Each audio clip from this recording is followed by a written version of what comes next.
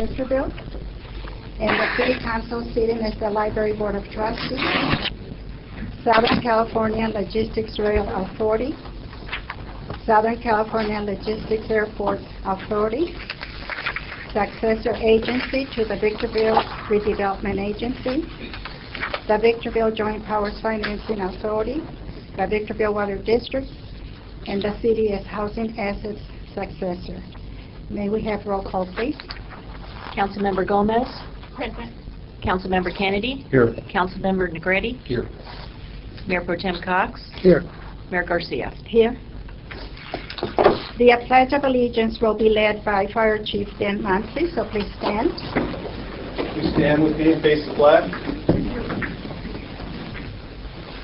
Ready? Begin. I pledge allegiance to the flag of the United States of America and to the republic for which it stands, one nation, under God, indivisible, with liberty and justice for all. Thank you.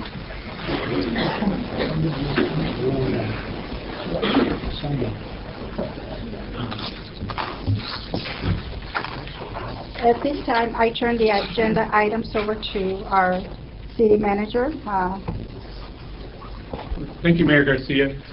Mostly for the members of the public, I've talked with City Council about this, and we want to be clear the purpose of today's meeting. We are here to talk about two items. One is the annexation, potential annexation into county fire, and the other item is regarding parks and recreation facilities, possibly using development impact fees to add some facilities to the city of Victorville.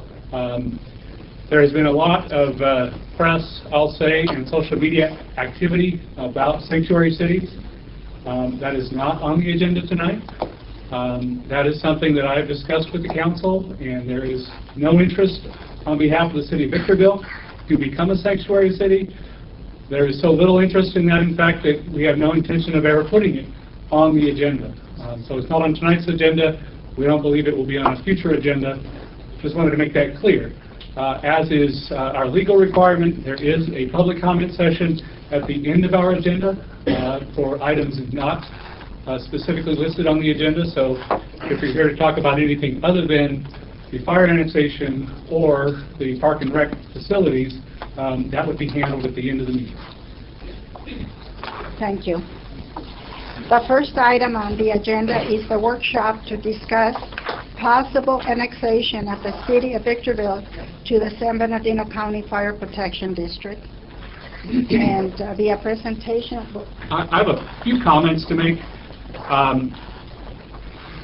This item is, it feels very rushed, and I want to apologize to the council for that.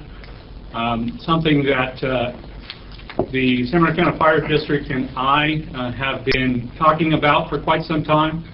However, we put it off at the request of the City Council based on not wanting a big issue like this to impact the election, either positively or negatively. Those of you that follow our council meetings will notice that our agendas in October and November, the very first meeting in November, as well as even in September, tended to get a little bit lighter. The reason for that is, as staff, we don't want to influence the election. We don't want it to look as though we are going out of our way to take on big projects. We could have very easily talked about these districts, the development impact fees and possibly adding a skate park or a pool. We could have very easily done that in the lead up to the election, but it would have been inappropriate to do so, in my opinion. So we did not, because we weren't trying to promote incumbents. At the same time, the fire issue is one that, although we have been discussing it internally, would have been inappropriate and could have affected the outcome of the election had we discussed this, say, in September or October. Unfortunately, we find ourselves now in January with a very, very tight time frame to have a possibility of doing this by July 1st. So that's kind of where we are right now. So we don't have a full staff report. We will have a full staff report available for the meeting 1 week from tonight. The meeting tonight, the intent is for the council to discuss amongst themselves to ask county fire officials about the intended plan for service, to ask me any questions that they like, understanding that they don't have a lot of documentation in front of them. I've also asked Kathy Rawlings McDonald, who's the executive officer from LAFCO, to be here. She graciously came and is even sitting up front because as LAFCO questions come up, I've had enough experience, I can generally answer them, but she'll correct me almost every time because I'll be about 90% correct. So this way there's no question. But to that end, I prepared a memo that is actually part of the city's application, which will be on the public agenda by this Thursday. Is sort of the very first question is, what is the reason the city is asking LAFCO to do that? And so we've got a draft of that working now. We're actually in final draft of many of the documents that we will need to submit to LAFCO should the council decide to move forward.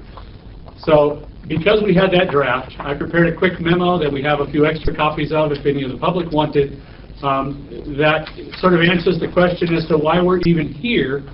So I don't want to read it word for word, but let me hit some of the high points before I turn it over to County Fire to talk about their plan for service. So, the Great Recession of the late 2000s hit Victorville harder than most communities due to our reliance on sales tax. 2009, when Mr. Cox came back as the city manager, actually, we identified a need to cut approximately $13.4 million. We worked really hard to do that. We cut about $10 million the first year alone. Over the next 3 years, we cut a total of over $12 million. And the council, Mr. Cox and I, came up with a plan to also supplement that by using reserves because we didn't want to impact public safety. Ultimately, non-public safety departments cut approximately 55%. So if you were in Parks and Recreation, in finance, in administration, in anyone not wearing a badge, you were ultimately asked to cut 55%. During that time, we did not cut any fire suppression personnel. We did not cut any deputy positions. In fact, we added to it. The rest of the city took a hit, big hits. We shed over 200 jobs, including 90 hard layoffs, 24 voluntary layoffs at that time. We eliminated all travel, all training. Many benefits were eliminated or cut back. All employees were placed on a 10% furlough. And as I mentioned, we used about $10 million in reserves, bringing us down to the floor of our reserve policy. 2013, the economy started to turn around, and it's been growing ever since, very, very slowly. Unfortunately, our costs have been growing at a more rapid rate. So therefore, even though things are improving, we're more or less been treading water for the last 4 years or so as a city, especially in the general fund. The county sheriff recently approved by the Board of Supervisors, pay increases for sheriff's deputies. I know many deputies. There are some here in the room. Everyone I know of hadn't had a pay increase in I think 7 years. Every one of them absolutely deserved a pay increase. But when you total that by the 89 deputies that serve the city of Victorville, sergeant and below, it adds up to a whole lot of money, to the tune of over $1 million a year increase for this year, over $1 million next year, and over $1 million the following year. That's just for those salary and benefits increases, not for other increases that also tend to come, such as risk management, retirement, et cetera, et cetera. The city simply can't afford to fund that level of service on an ongoing basis because our revenues are not growing at that rate. Our contract with County Fire has actually fluctuated over our history with them. It's gone up, it's come down, it's come back up. If you take out the peaks and valleys, it's actually remained relatively similar if you look at today versus back in 2008. That's been able to be done through hard work with myself and the county fire staff, actually our fire chief who's here now and our former fire chief who is now the assistant chief of the county, Don Trout. We worked together and we did shed jobs on the administrative side of fire, in fire prevention and other administrative functions, but didn't cut any suppression staff. It was painful, but we managed to do it. Right now, the city actually does some of the fire prevention work through our building department ourselves with city staff, existing city staff. So that's how we managed to fill those gaps. However, it's been since 2006 since the city bought a new fire truck. All of our trucks need replaced except for one that we were able to obtain through a grant about a year ago, through a grant that it was actually applied for by a county fire employee on the city's behalf, something that doesn't normally happen, but we were blessed to get that. Since we contracted with them in 2008, we have gone from 12,000 calls per year to 20,000 calls per year. You'll see that in the presentation a little bit later. Just last year, we were able to add a single paramedic squad, 6 personnel. The plan for service that the council will learn a little bit more about tonight and will be attached to the agenda item for next week will include a second paramedic squad to be hired immediately. Immediately meaning July 1st, if this is approved by LAFCO, as well as finally staffing and opening Station 215 in the sort of southwestern corner of our city, which has not had any fire personnel in it for some time. The city built that in 2008. We had a handful of paid call firefighters or limited term firefighters in there to run a few medical aids, but it's never had its own engine or engine company. So part of the plan for service is in approximately 2 years. I don't want to, paint them into a box, but in approximately 2 years would be to open that station with full staffing. On the city side, the city has brought back some staff, including a few key positions since 2013. However, at this time, we continue on a 10% furlough. We have not been able to replenish our reserves. So the proposal that will be in front of the council in a week and will be discussed at least, and hopefully we'll have some conversation from the council and input from the public on, would be for the city of Victorville to annex into County Fire as well as Fire Protection District number 5, which would bring some parcel tax money to County Fire to assist. The amount of that parcel tax, I'll let County Fire give you the latest number. The rough order of magnitude number that I was told was $148 per parcel. Doesn't matter if a parcel is 200 acres or 1 acre or a quarter acre, it would be $148 per year. With that additional funding, County Fire, through their plan for service, and the city, with the additional funding, would add those additional fire personnel, a total of 15 people over about a 2-year period in fire. The city would be able to meet and hopefully exceed the costs of the new sheriff's contract by adding additional deputies. The city would be able to take its employees off of furlough to the general fund. That's about $1.1 million annually, and get City Hall back open 40 hours a week. And we believe we would be able to use the remaining money to finally replenish our reserves so that we can plan for the future. This is an extremely difficult decision that this city council is being asked to make with limited information at this time, more information in a week, but not nearly the time that they would normally have to undertake such a difficult decision. I have told them, and I will tell the public and the employees of the city, that if this doesn't go through, based on what we know to date of our revenues for next year, which is not a lot, my firm belief is that we will be back to cutting mode with the city's budget and cutting employees included. So if it doesn't, this is not intended to be in any way a threat. It's sort of, we're facing 2 options for July of 2017. Either we increase revenues or we decrease costs. And the only way to decrease costs to the extent that we will need to would be by preparing a layoff plan and most likely having layoffs. One of the criticisms that Jim and I both had when he returned in 2009 was that the cost cutting hadn't started a year or 2 prior.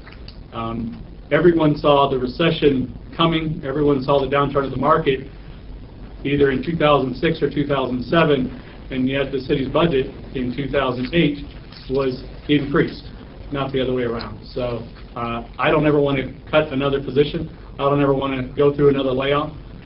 So that's why we're here today, is to talk about other alternatives that could be effective. So I hope I didn't say too much. With that, I think I'll turn it over to Dan to walk through County Fire's service plan to a certain degree, and just sort of what exactly the benefits are for the city of Victorville. I hope you don't mind me yelling at you, but if I don't yell at you, the folks in the back of the room is not going to be able to hear very well. I'm Dan Muncie. I'm your fire chief here in the city of Victorville. I work for the County of San Bernardino Fire Protection District.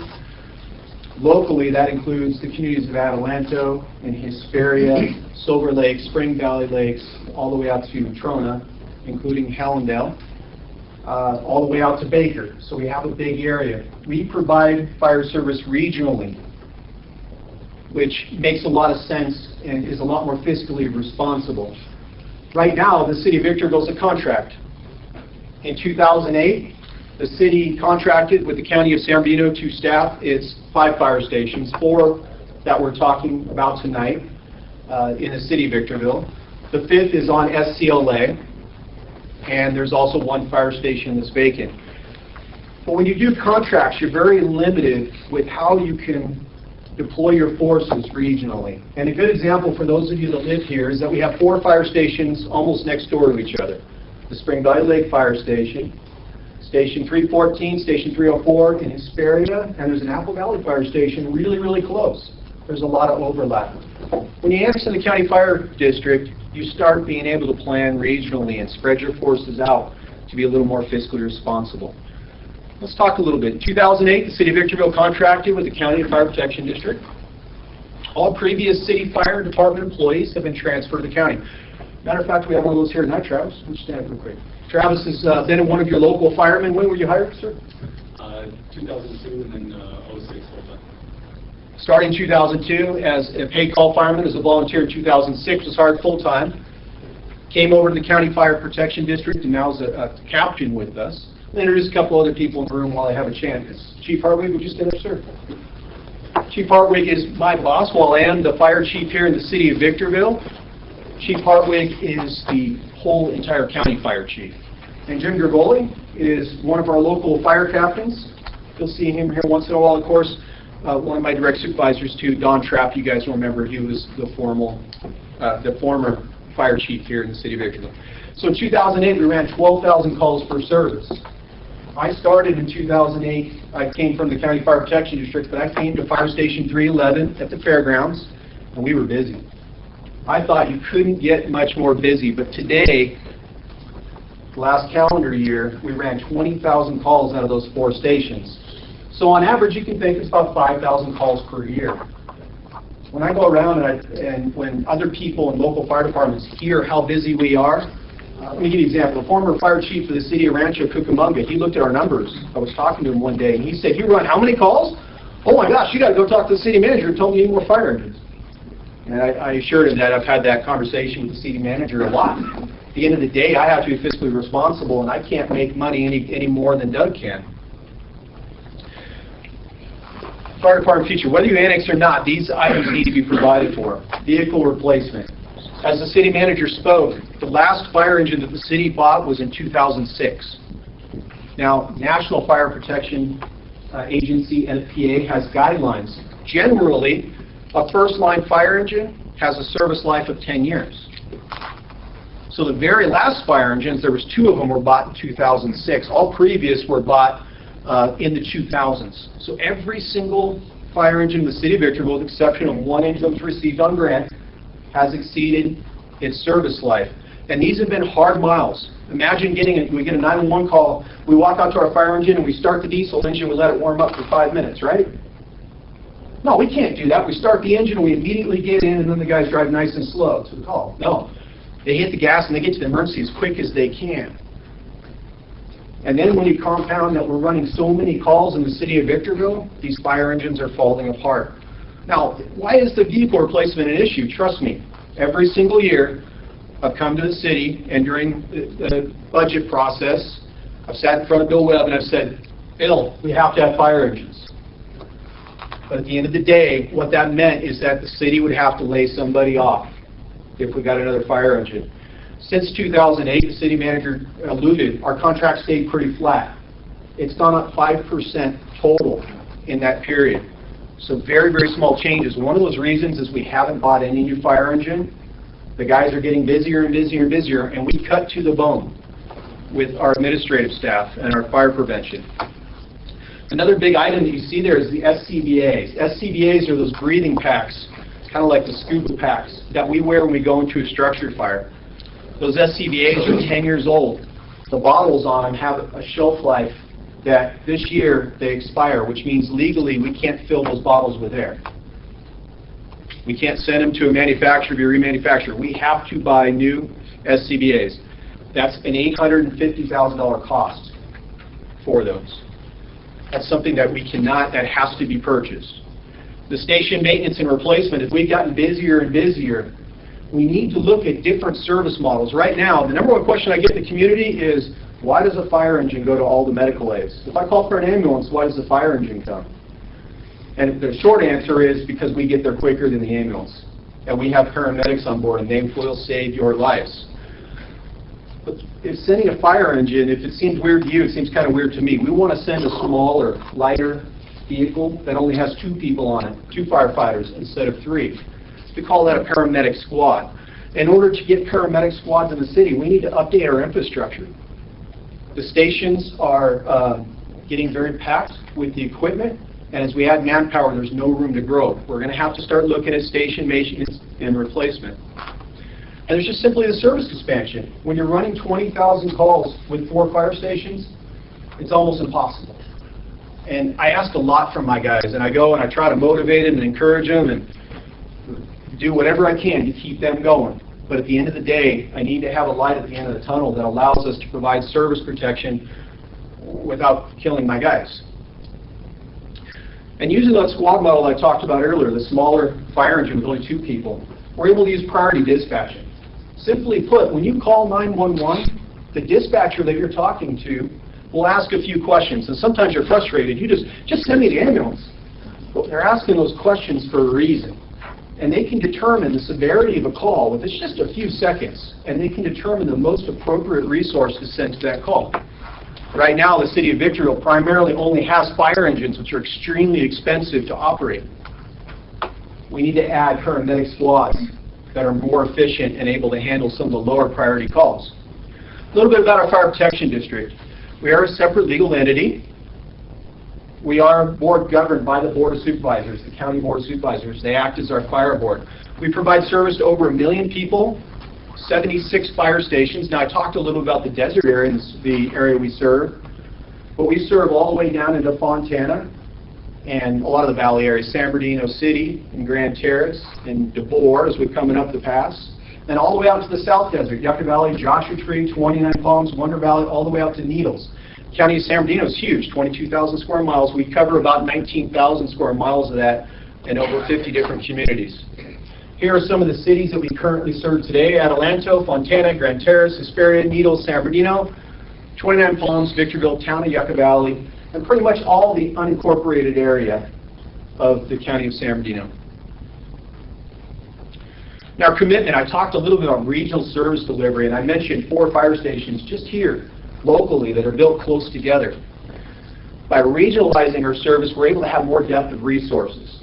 If I worked for the City of Victorville Fire Department, we would have the fire chief, me. We would have 3 battalion chiefs. I would have a secretary. But because regional service delivery, I'm the fire chief of Victorville and Adelanto and Silver Lakes and Hallandale and Spring Valley Lake and Baker, we're able to spread those costs around for administrative costs. If I was the City of Victorville, I'd go to the city manager and say, Doug, city manager, we really need to have a hazmat here. And in Hesperia, they'd have a hazmat. And in Apple Valley, they would have a hazmat. Well, you don't need 3 hazmat vehicles that are very expensive to operate. We just need 1. Those are the benefits of the regional service delivery. County Fire offers several specialized services. Pretty much there's nothing we won't do. If somebody else won't do it, we will. That includes technical rescue. Technical rescue could be somebody trapped in a trench, the trench is caved in on them. It could be somebody who's riding their motorcycle and they fall down a mine shaft. It could be the swift water, somebody's caught in swift water and we need to go get them. It could be building collapse. All those are examples of technical rescue. Hazardous materials and hazardous material response, regulation and inspection. Hand crews, fire hand crews. We have both inmate, which are the incarcerated inmates that we work with the San Bernardino County Sheriff. We staff those with our fire captains, and we have the inmates come to fires with us, as well as our own paid fire crews. Dozers, literally the bulldozers. And we have an aircraft program with the sheriff. We staff a Type 2. It's a helicopter. Those of you who are familiar probably with the name Huey. We put a fire captain and a firefighter paramedic on that air rescue that's available for our citizens. Through regionalized service delivery really is economies of scale. It's about being able to share costs. And when I talk about the service plan, the city manager mentioned two things. Putting a squad into Fire Station 313, that's the fire station on Amesis, putting a squad there, and opening Fire Station 315. Now remember, as we start talking about the service plan, we're able to share those costs. The city's not going to pay for the full cost of both of those units. There would be a cost that would be split with the fire protection district. Simply put, if I put a Fire Station 315 in the Golden Triangle, if I put a fire engine there, I would want it to serve the city of Victorville, but I would also want it to go out to Baldy Mesa too. Well, it's going to go to Baldy Mesa. The city of Victorville shouldn't pay for it. That has to be paid by the county of San Bernardino. So there's cost sharing with this economies of scale, and allows us for regional planning to avoid the duplication of services like the fire stations that I talked about earlier. So what changes? When it comes to accountability, nothing. I'm still your fire chief. My office is right down here in City Hall. I'm going to stay here until Doug tells me I have to leave, because I believe that being embedded in the city and working within the city, that I'm able to, well, let me give you an example. Christian's here, and one of Christian's responsibilities, Christian Gunter, is Parks and Recs. Christian and I were talking one day, and he said, hey, can we use your ladder truck to help fix some lights in the park? The same thing with the Sheriff's Department. They wanted us to fix their cameras. Absolutely. I'm part of the city, and if I could save Christian money, if he doesn't have to go rent heavy equipment for $500 a day, I just save $500 to the city, and I plan to continue doing that. The County Fire Protection District really believes in that. We continue to have city engagement. We do a lot of public speaking. Both our firefighters and myself and our battalion chiefs, we're out there in the public. That continues. Going to the city staff meeting and to your council meetings, that continues. So we talk about the service model. What is proposed today is that the city of Victorville join the Fire Protection District, the County of San Bernardino Fire Protection District, through the LAFCO annexation process. Simply put, this is a permanent transfer of fire and rescue EMS obligation. That means the city of Victorville no longer provides fire protection. They through the annexation process, give it to the County of San Bernardino Fire Protection District to provide all the rescue, the emergency medical, and the fire response, along with the company stations and equipment. Now, County Fire has annexed quite a few times in the last couple of years. You know what the number one question we get, it seems like, is what happens to the city fire stations and the fire equipment? We've already bought that. Are you going to pay for it? The answer is no. The citizens have already paid for the fire stations. They've already paid for that fire equipment. Through annexation, it goes to the County Fire Protection District, because that equipment and those fire stations, they're still going to provide service to the citizens that paid for them. Think about this. If the Fire Protection District bought it from the city of Victorville, we would have to turn around and ask our customers, the citizens of Victorville, to pay for it. Essentially, the Victorville citizens would end up paying for it twice. We can't do that. The services are funded through a property tax transfer from the city to the fire district through that LAFCO process. So today, a contract, I meet with the city staff, we propose a contract, and I give it to the city, and they write a check. And they say if the contract's just over $13 million, $13.2 million is what it was last year. They write a check for that. With annexation, there's a permanent transfer of property taxes. So an amount of property tax, and let's say it's $13 million would be, and that's, don't quote me on that, that's an example. would be permanently transferred to the County of San Bernardino to fund ongoing fire protection. But if if a fire engine breaks in the city right now, if it's over $5,000, if one of the fire engine's motors fail, and they fail, and it's over $5,000, right now I have to come to the city manager and say, I need to replace the motor on this. It's going to be $36,000. The city has to write a check for that. With annexation, the city no longer has any obligation to provide any funding for fire, period. If a fire engine breaks, the County Fire Protection District would pay for it. If we want to hire more personnel, if we need to hire more personnel, the County Fire Protection District would pay for it. If there was a huge wildland fire in the river bottom here, and it starts burning through houses, and it costs millions of dollars to fight this fire, the Fire Protection District pays for that. The city of Victorville has no obligation for any fires, emergency, or emergency medical services within the city. Now, the big topic that's going to come up tonight is that bottom line right there. The city has an option to join an existing special tax area when joining the district. At 20,000 calls, remember I said 12,000 calls in 2008. At 20,000 calls in 2016, we can no longer respond to all those calls. We have to add resources. The county's plan to do that would be to open a new paramedic squad at the Amethyst Fire Station, Fire Station 313. What we're proposing is that the Fire Protection District would pay for half the staffing and the city would pay for half the staffing. And we're proposing that we open the Fire Station 315, the fire station in the Golden Triangle next to Sunset Ridge Park on Eucalyptus, that fire station. Now, the city hasn't purchased any new fire equipment in 10 years. The fire engines are getting old, they're breaking down. We have to replace the fire engines first. What is proposed is we would replace some of those fire engines and then look at opening Fire Station 315. So it wouldn't happen July 1. July 1, we had a squad to Fire Station 313 to provide the service because we have to go on the calls. But at the same time, we have to have the equipment to go on the calls. We have to give the guys reliable, safe equipment to drive. So when we file an annexation, when the city files an application to LAFCO for annexation, we provide a 5-year plan. And in that 5-year plan has the Fire Station 315 opening to provide service. Now, that fire station is important for a couple of reasons. One is, how many of you guys have seen an accident out on 395? All the time. Kills people. We need to have resources closer to 395. There's a lot of houses in the Golden Triangle.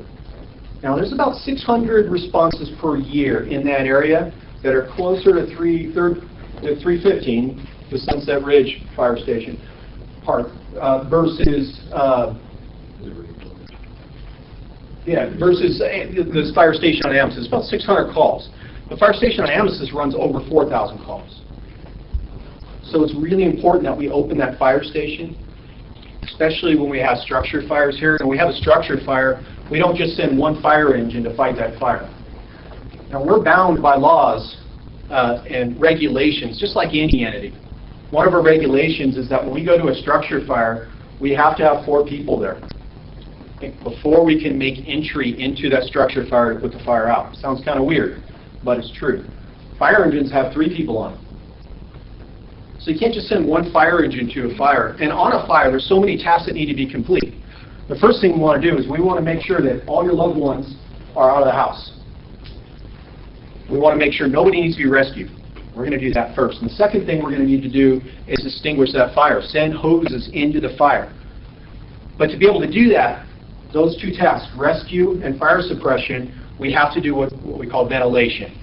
Generally, that means cutting a hole in the roof. You want to cut a hole in the roof because all that superheated gases go straight up. And when those gases leave the building, it leaves behind good clean air that any victims in the building could breathe, and also increases visibility so if anybody inside can leave or we can find those people. When 2 firefighters into any burning building, we need to have 2 firefighters outside as a rescue team by law. So let me count the fire engines I just put on our fire that I'm giving you an example of. We have 1 crew that's going to go and fight the fire. one crew that's going to cut a hole in the roof, one crew that's going to be looking for people and victims, that's 3. We have to have a 4th engine there that's going to be standing by and ready to perform rescue in case any firefighters go down, that's 4. And then we're going to have somebody in charge. How many fire stations did I say are staffed in the city of Victorville? 4. So on a single fire, we have 4 engines on that fire. If there's a second fire, who's going to go to it? The city of Victorville burns more than any other city in county fire except for one, San Bernardino City. And San Bernardino City is twice this size. There's more fires here than anywhere else. Often, we'll get second fires. We call them back-to-back or double tap, meaning that you got tapped out at the first fire and then you get tapped out at the second fire. We need to have resources here to be able to respond. County fire engages in a lot of automatic and mutual aid agreements. That's with our neighbors, with Apple Valley Fire Protection, with the city of Hesperia, who's a contract with County Fire. And we say that when you guys have a fire, we're going to send the city of Victorville fire engines over to help you. But when we have a fire, we expect you to come and help us too. So the use of those agreements and by have sufficient resources, we're able to start handling our fire protection needs. In a nutshell, the service plan would be to add a squad to Fire Station 313 immediately to help with those 20,000 calls. That squad's important because we're able to use priority dispatching. The second thing we need to do is provide for equipment replacement, get new fire engines.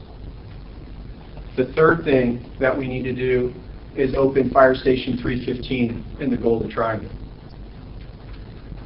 All this comes with a cost. If I were to come to the city of Victorville under contract and say you need to open Fire Station 315, that's $2.4 million, okay, under contract. If I wanted to put a new squad in, that's $1 million. That's $3.5 million in increased services that I need today. By the way, can anybody tell me what a new fire engine costs? You want to take a guess, Mayor Garcia? Go big. However you design it, you can go from 800,000 to 2 million. 2 million? Just 2 million for depend We're upon- from County Fire. We're not the $2 million, but I can send you the Rancho Fire Chief. He'll talk to you about that stuff. I said 2 million. You're very close. The last one we purchased about $660,000, and we're utilitarian. I'm telling you, some fire engines, I'm not kidding, you open the door and some steps come down for the guys to climb up in. We don't see that in County Fire. But we need to purchase at this point 3 new fire engines at $660,000. A fire truck. Here's another thing let me ask you guys. What's the difference between a fire engine and a fire truck? Fire trucks have a big ladder on top.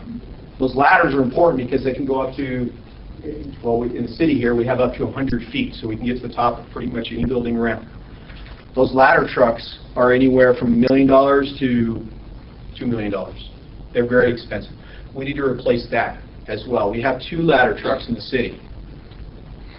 So 3 engines at 6.6 is $1.9 million, and then we add 2 ladder trucks, that's $2 more million. So that's $4 million plus the $3.5 million that we need for staffing. That's just to meet the needs today. That's $7.5 million. And we haven't even talked about the fire stations, where we need to expand them or rebuild them. Nor have I talked about the SCBA cost of almost $850,000. It's almost another $1 million. You can see how this adds up. This is a backload of our needs right now. I cannot go past July without having new SCBAs. I can't legally use my self-contained breathing apparatus, those scuba things, on our backs. Nor can I ask my guys to run calls on fire engines that's breaking.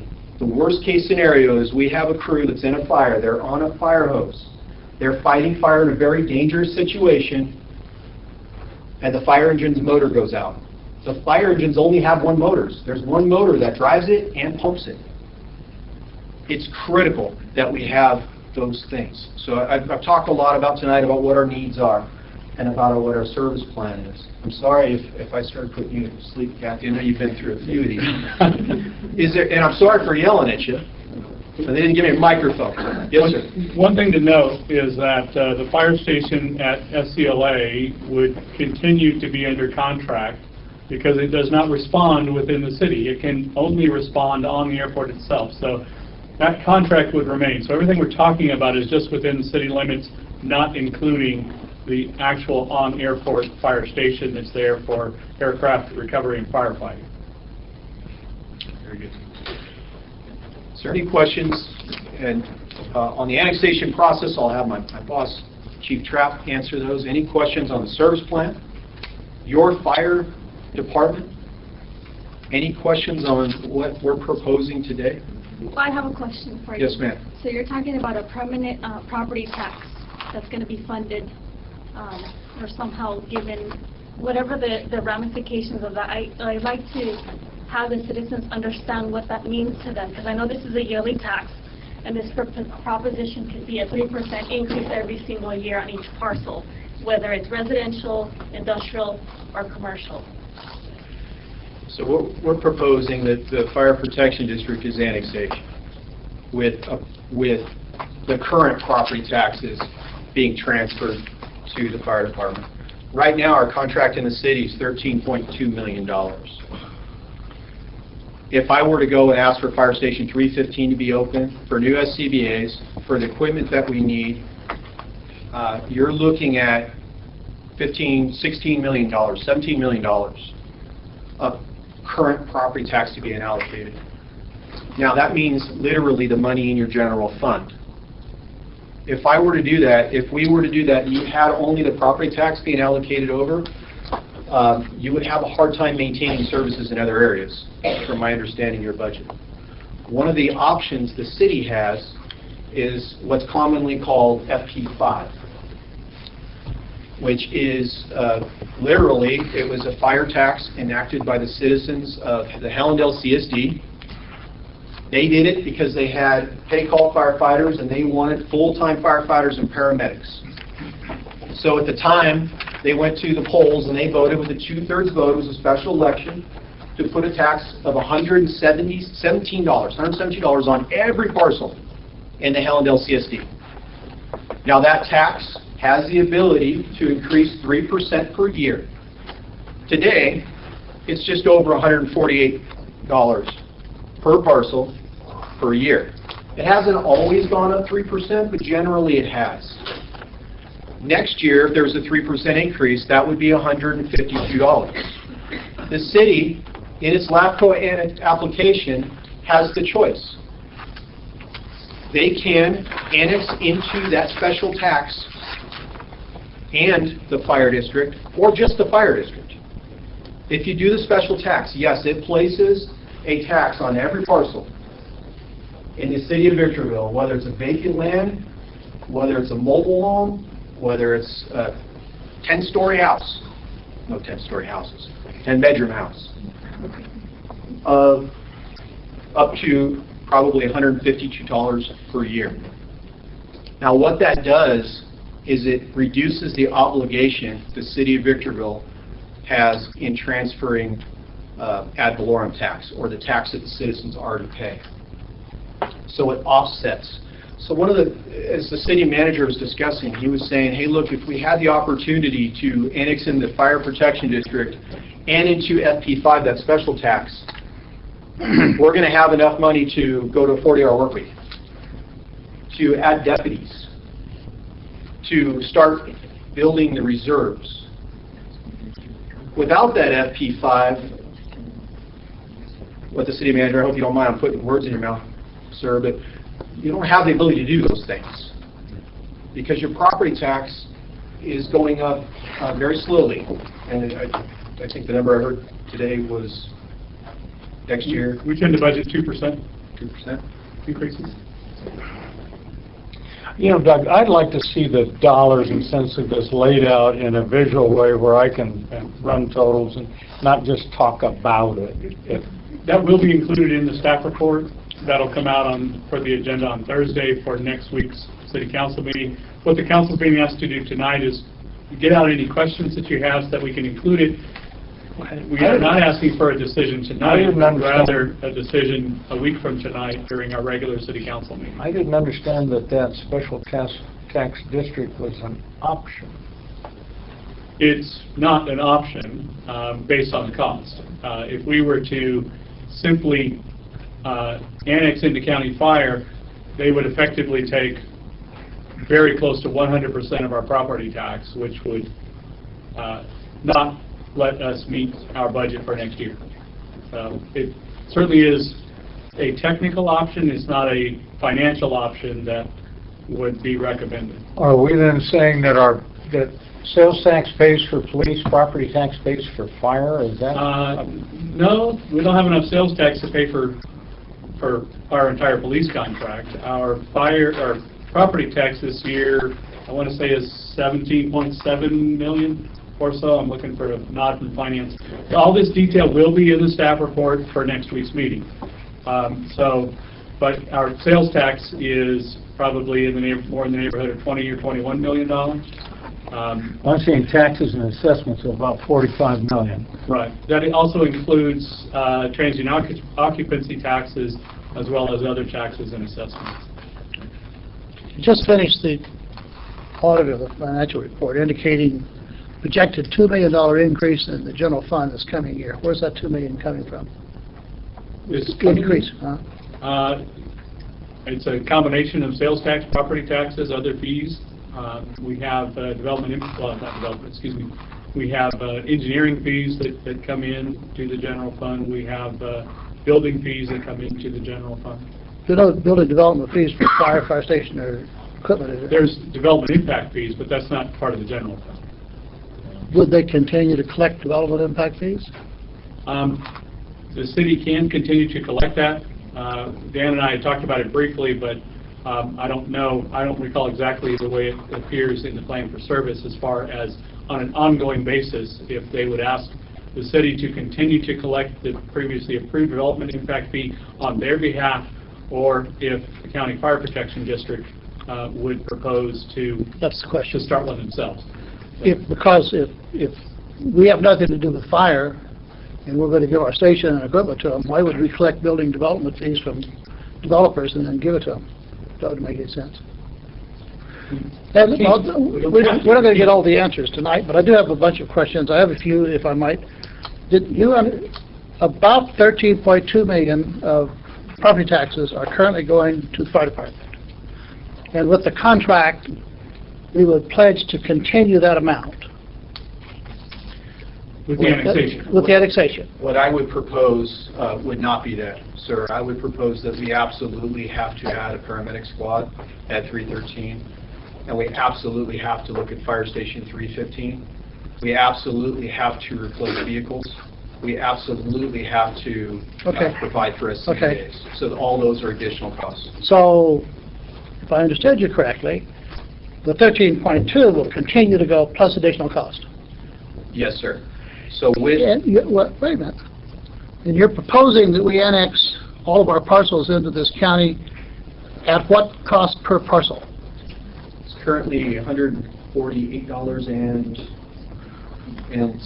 some amount of cents, 20 some odd cents. So your proposal then is 13.2 million plus about 6,500,000, which Yes, is what sir. the parcel tax raises.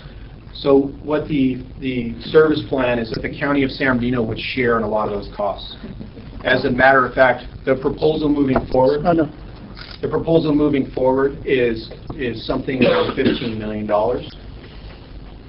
So it's an increase of a couple $1 million. Now what that does is it provides for equipment replacement, vehicle I replacement. don't care about that. I'm more concerned about how much money are we going to raise here in the city that goes to you. It's going to be your responsibility to buy a station, close a station, buy equipment, close it. But how much money is this council going to allocate that we're going to pass on to the property owners in this city to you? If I could interject. Sure.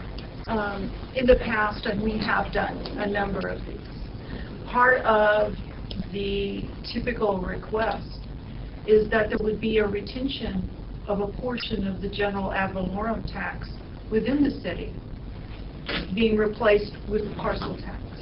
I've not seen the plan for service, so I don't know what the total amount for service cost will be. So there would be a determination of what the projected FP5 revenue rates would be for the area to be annexed into that, and then a share of your property tax.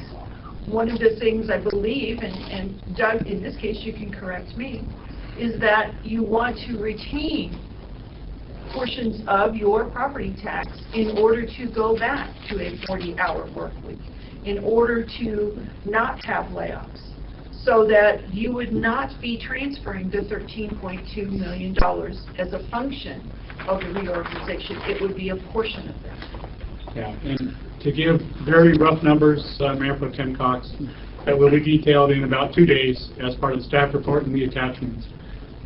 Using the numbers, so as not to confuse things, using the numbers we've talked about tonight, roughly $13 million in property tax right now, going to roughly $15 million total for next year. The FP5 would raise approximately, just under, but approximately $6 million. So instead of $15 million in Victorville property tax being permanently transferred to county fire, only $9 million in property tax would be transferred to county fire, and the $6 million would be collected by county fire as part of FP5. The remainder that would be a net benefit to the general fund is somewhere between $3.5 and $4 million.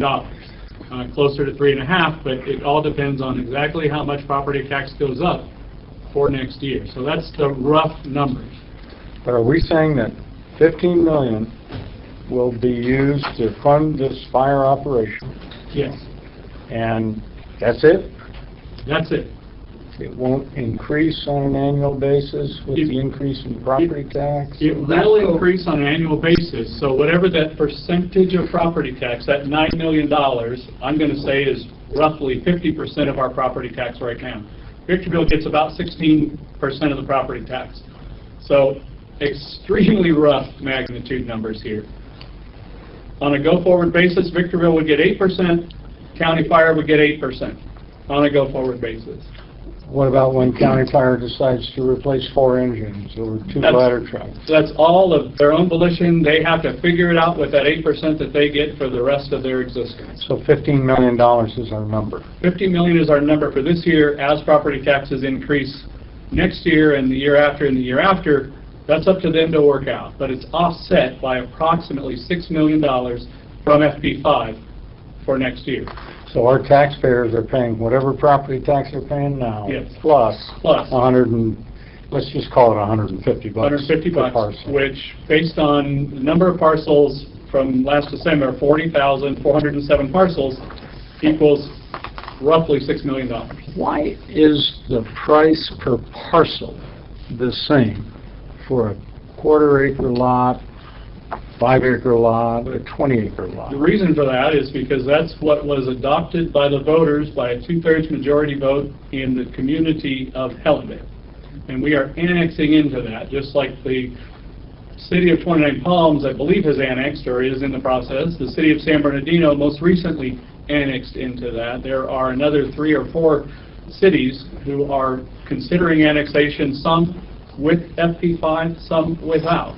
My understanding of the city of Hesperia is that because their existing fire district, separate from the city, already has a fairly large share of the property tax, they are not. Okay, that's sort of an answer, but the real question, I guess, is that a reasonable way to determine who pays what?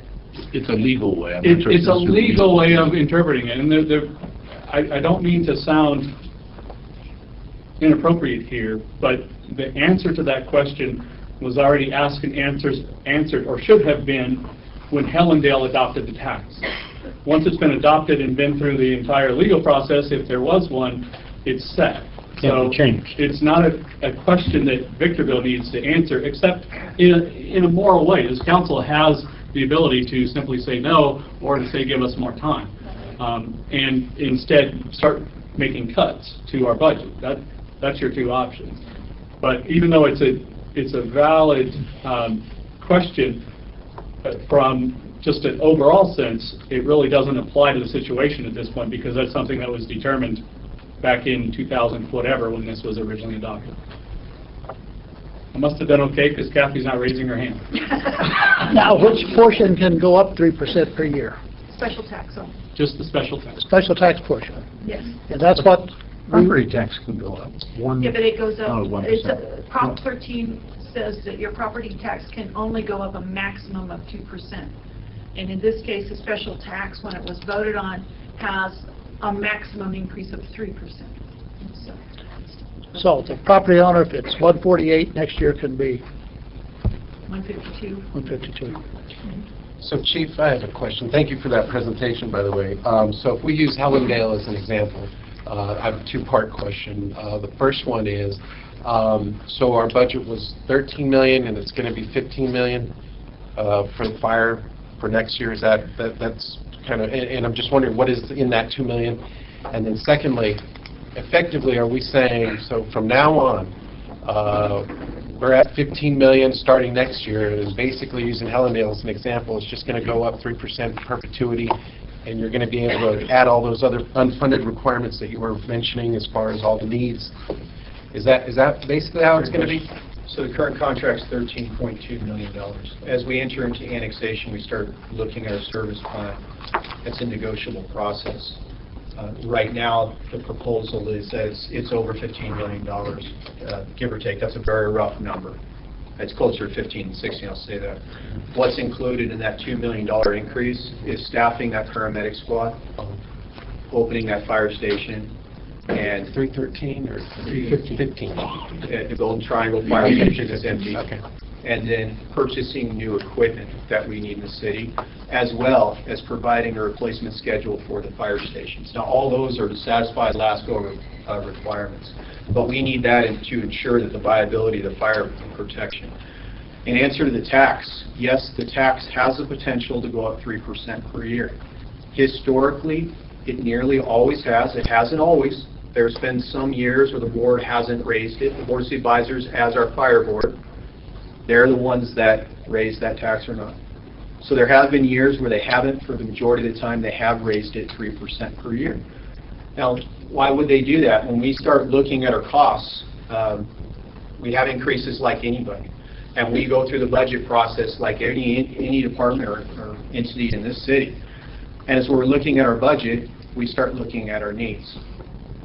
We're looking at that FP5 and we're going to the board and we're saying, you know what, we're okay with property tax, we don't need to increase it, or we're still working on the replacement of the fire engines. We do need to increase that tax 3% this year.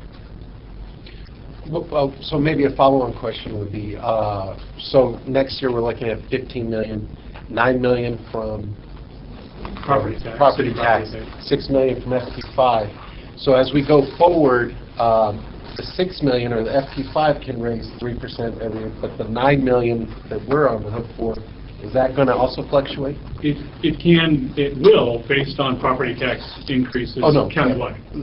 So what we're giving. What we're giving, but at that point, I remember with the rough numbers I gave was 8% and 8%. The city would not be on the hook for any of it after July 1st under this proposal. The fire district would have to make it work with their 8% in the example. So they cannot, and one of LASCO's authorities is to make sure that they cannot come back to us and say, hey gosh, we didn't quite meet the number, so we need another 0.5% or 1% of my property tax. Kathy is going to work at LASCO for the rest of her life to ensure that that never happens. She's promised me that. Thanks. Go ahead, Jim. The proposed 148 per parcel, occupied or empty, single-family house or $10 million building is still 148, 150 per parcel. Yeah. I have a That's question. interesting. I'm sorry. But in a sense, it's a little bit like sewer or a water system. It doesn't make any difference if you're 100 people living in a house of 3. You still need the same system to supply water to the sewer. Maybe that's part of the logic. Well, I don't know many houses that need a 100-foot ladder truck. So the What we're residents- saying, if I'm getting the numbers right, is that we're going to by doing the annexation, there will be an overall increase in revenues of $6.5 million About six. through the tax. Yes. And the city of Victorville will end up $6 million better off than we are today. And fire service will continue as it is today with improvements. Let me correct a couple things. Okay. It is about $6 million total increase in revenue, but the proposal would be to split that with county fire, about 2.4 million of the additional revenue, not the tax, but just the total additional. About 2.4 going to county fire and about 3.5 staying with the city of Victorville. That's the rough numbers. These will be detailed in the staff report that'll come out on Thursday. Well, where'd the split come from? That's the first time I've heard that. Did we talk about that already? It has to do with, getting back to the rough order of magnitude numbers of the $9 million in property tax going to the county and $6 million in FD5 actually would go to county fire as well. Right. And instead of Victorville sending what right now costs us $13 million, we would only send $9 million as property tax. That's Okay, what so it came from. we're $4 million. So we're $3.5 to $4 million ahead in the general fund at the end. Okay. And county fire would be about $2.4 million ahead in the end. I know it's complicated, and it's exacerbated by the fact that I don't have a nifty chart to show you yet, but we will have one very soon. Question. Just occurred to me, I can understand transferring the fire equipment because you need to replace it. But since the citizens already paid for the fire station, why do you have to transfer the fire station? You don't work in anybody else's building?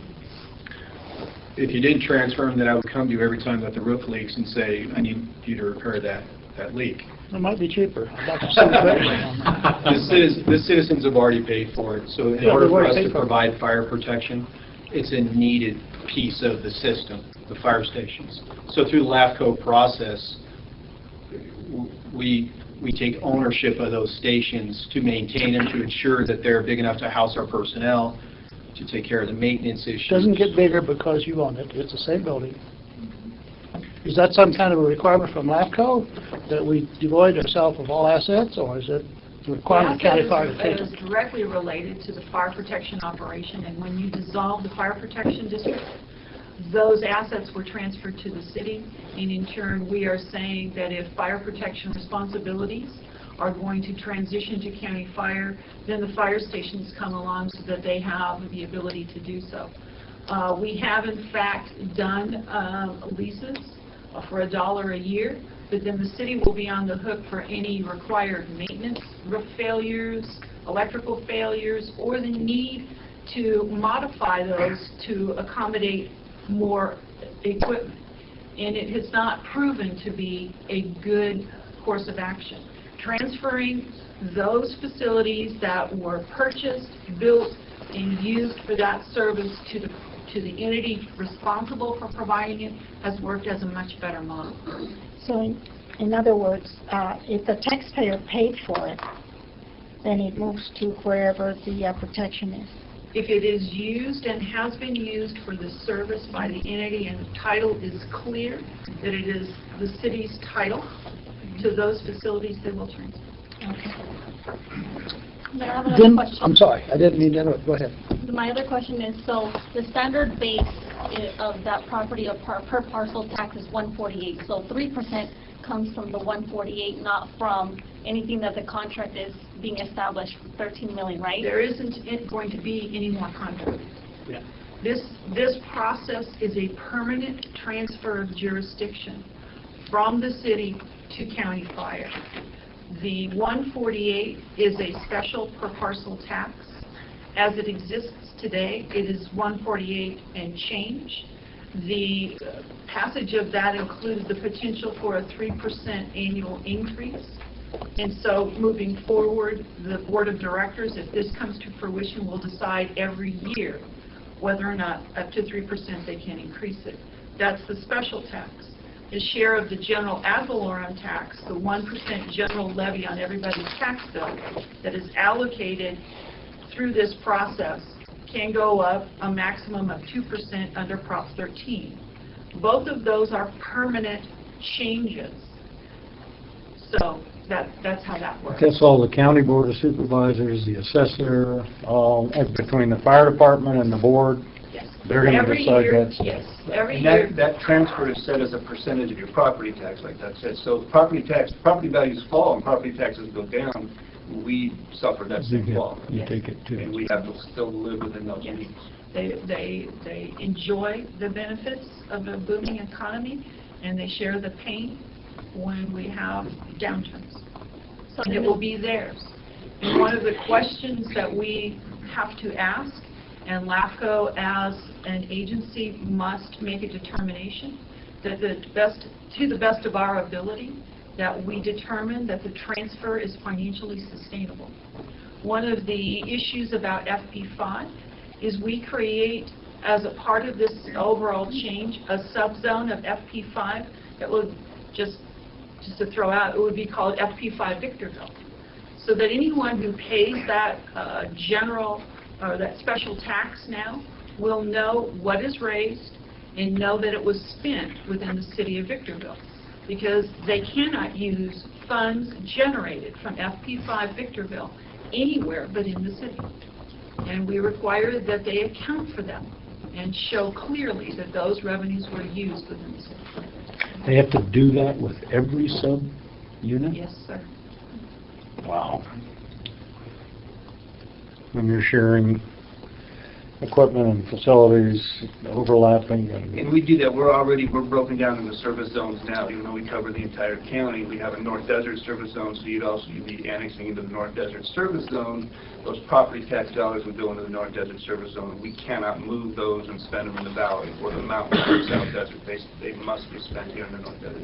In 2008, when we reorganized County Fire, that was the intent, to clearly delineate where these revenues were generated and where they were spent. So there are the regional agencies, and then there are the subzones with special taxes. And because they're a special tax, they have an obligation to be able to show people that they use those revenues within those boundaries. But we sum that somewhat with your contract. I can't take your contract dollars and spend them anywhere else in the county also. Yeah. We account now at the contract level within the city that we're spending all of your money here. We're used to that. Question. Yes, go. So when does a parcel become a parcel? In other words, so I'm going to subdivide to 150 parcels, or 3 or 5 or 10, where I had only one before. So when does this parcel tax FP5 go into effect for someone who's breaking a bigger piece of land into smaller pieces? As soon as it's recorded, but the tax roll year closes, and then when they prepare it, they must file the listing of parcels by August 8th of every year. And so if that subdivision has been recorded and is valid with parcel numbers, it will be assessed the following. So if I'm sitting on 150. We'll jump from 148 Not to... that I am. One thing that we do advise, because in this LAFCO process, we are required to provide individual notice to every property owner of the commission's hearing and of the protest hearing. We advise people that if you own multiple parcels that are contiguous, you can file with the county assessor for $99 a consolidation of those parcels for tax purposes only, so you only pay one. It does help some people who have a number of parcels, but it costs you, it is not for development purposes, it is not returning to acreage or anything like that. But if you are the owner of multiple contiguous parcels, you can file for that $99 and have one parcel for tax purposes. Since the effect of an annexation would be to create a new tax on Victorville property owners, is this a 218? No, it is not. It is not creating a new tax. You are annexing into an existing service zone of FP5. Now, when the residents come and scream at us, we're going to tell them it's not a new tax, and go talk to Kathy. Exactly, and we have a lawsuit that was filed in Orange County over that issue, and we have an Attorney General opinion. So long as we provide the opportunity for protest, and the annexation process does, and we will give the individual notice to all the affected property owners that this is happening and explain that there will be a new tax. They have the ability ultimately to decide. So Decide what? whether or not the annexation goes through the protest process. It's a protest to the annexation. That's a LAFCO protest? Yeah. The same protest that the Victor Valley Water District Right. attempted to stop the Failed formation miserably. of the subsidiary district to Victorville. It did fail, yes. But that is the opportunity, and typically, depending, in this case, the time frame is beyond tight to make the requested completion date. But it would be our hope that we would give them at least 45 days to protest.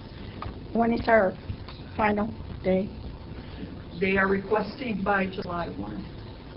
Right. And we advise people that this is a one-year process in order to get, because of the notices and all the rest. Yeah. In all honesty, to have a chance at meeting that July 1, I know of my conversations with Kathy that she has to have this on her desk on January 18th. So that is the intent, that is the request. Any further than that, and we could put it off for a couple of months and we'll make cuts for next budget year. That's Okay. And there is no guarantee right. that this will make it through the process. Right. I can't say. The LAFCO process always comes up with hiccups and issues that need to be resolved. And as I told Doug, we would do our best, but there is no guarantee. So I have another question. So on January 17th, we're going to be called for action. And when we vote, the majority vote will be a recommendation to LAFCO. So if anyone feels that this is not something that they would like to go through, like she was saying, there is a process for you to protest. So we have this insight plus whatever we do in, my own independent research, their independent research, the amount of hours we spent with the city manager.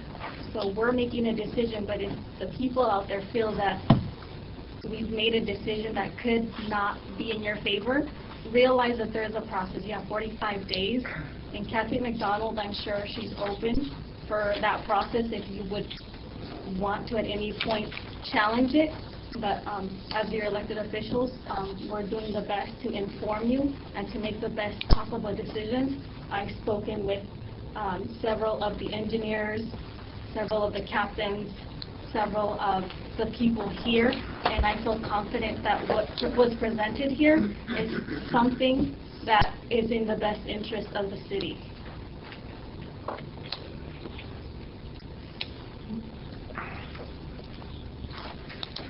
Can we ask questions now, or just you guys right now? We have to wait until we get to public comments.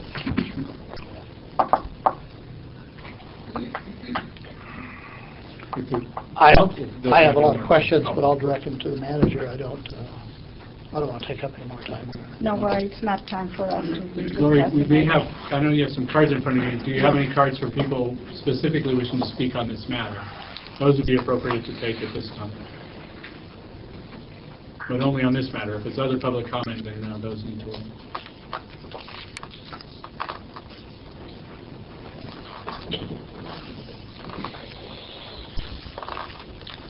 I only have one.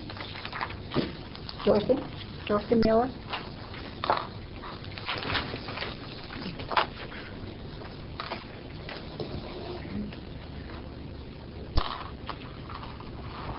Go ahead, Miller. I have the question. We used to have a squad truck that carried a couple EMTs on it.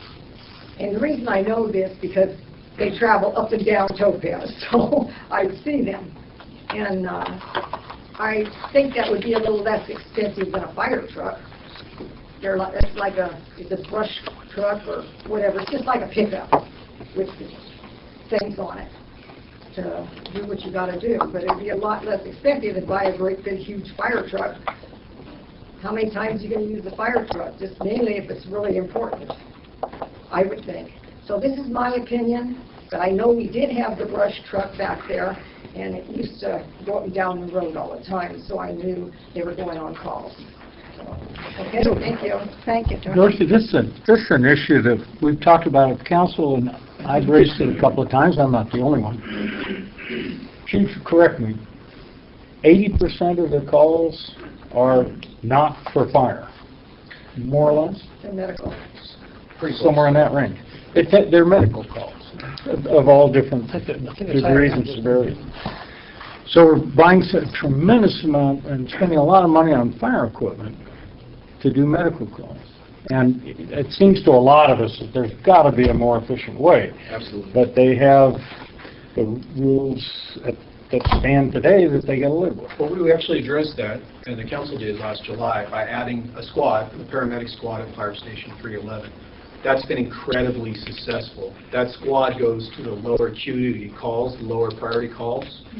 With 2 people on it, it responded to 3,000, almost 3,100 calls in a 6-month period this year. So in a given year, about 6,200 calls. Squads are absolutely the correct model for the city of Victorville because it reduces the demands on the fire engines.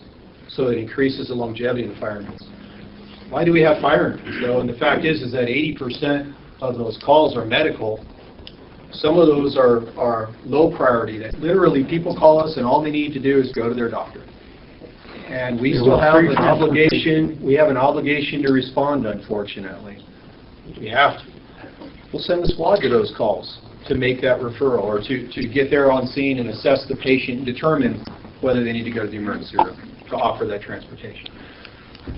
But when you have a heart attack and you are what we call full arrest, you're not breathing and your heart's not beating, your best chance of survival is to have that 5-man crew, a fire engine and a squad on scene. You're going to increase your chances of living. 20% of those calls aren't medical aids. They're hazardous materials, they're rescue responses, they're fires. We have to have the fire engines for those. So if I were trying to meet all 20,000 calls with just fire engines, I would make the recommendation that each fire engine respond to no more than 3,300 calls. You would need 7 fire engines. You would need to add 3 additional fire crews. But we can do the same thing with squads, which is a lot less money.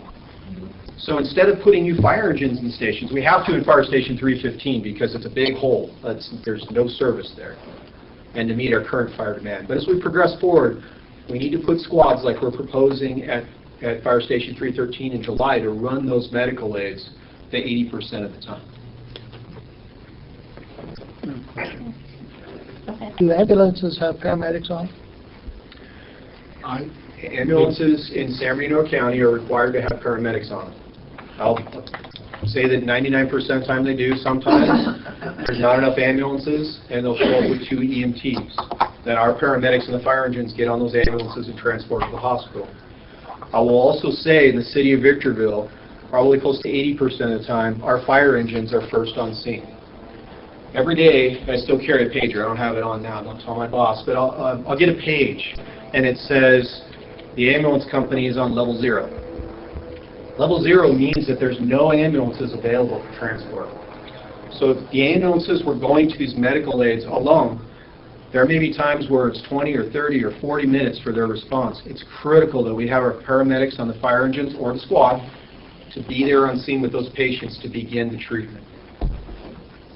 So when the fire truck pulls out on Eucalyptus and the ambulance pulls out behind the building and follows it, it's because they don't have a paramedic in the ambulance? No, sir. The ambulance company is a private entity here. They have paramedics on here. If they're following the fire engine, it's probably because our guys got to the fire engine first and got on board and started driving first. Additionally, the ambulances don't have the Opticon device to turn traffic signals in their favor. So if they're both in the same vicinity, it's better for the ambulance to be behind the fire truck because the fire truck is changing lights to green. Ambulance can't do that if it's driving on its own. Doug, last year in 2016, the general fund had a surplus after all the transfers of about $2 million. We're expecting what in 17? A deficit? I would imagine, based on having maybe 25% of the data that we need, I would imagine we will not meet budget this year, based on what we know so far. We'll know more when we get the holidays sales tax numbers at basically first week of February or so. Well, yeah, but not meeting budget, you mean on the revenue side? Yes, on the revenue expense side. No, on the revenue side. We will do what we can to keep expenditures down to make sure that we don't ultimately have a deficit at the end of the year. But starting in July of 17, you're expecting all things staying the same except the increase in police and fire to end up with how big a deficit? I wouldn't put a number on it. I actually don't expect to have a deficit because I wouldn't ask this council to approve a budget that had a deficit. Then you'll start doing layoffs. We'll start cutting, and based on how tight our budget is already, I do not believe we can cut significantly enough without layoffs. Not talking 90 people like a few years ago, but I would be shocked. Ballpark numbers? Ballpark? I would imagine we probably need to cut at least $2 million towards 2017. Very, very rough ballpark number. And this will produce 3.5? This would produce effectively about $3.5 to $4 million for Victorville. Yeah. To help avoid those cuts. Exactly. And possibly to add police. Yeah. Yeah. Certainly, it would allow us to cover the police contract that we know is going to go up somewhere between 1.1 and 1.5 million. If you're already factoring that into what you're going to have to cut to cover. Yes, exactly.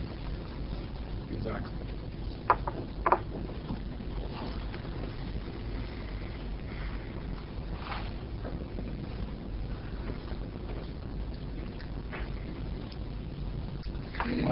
I don't know that I have any more questions until we see some harder numbers. Do you have any other questions, or? Okay. Okay. If you come up with any, we're happy to answer them at any time. Okay. Very well. Then we will be moving on to public comments. Nope, we have one other item. The relevant back to you. Oh, I'm sorry. I forgot it. Yeah. We flip-flopped the agenda because we had guests from County Fire and LAFCO coming.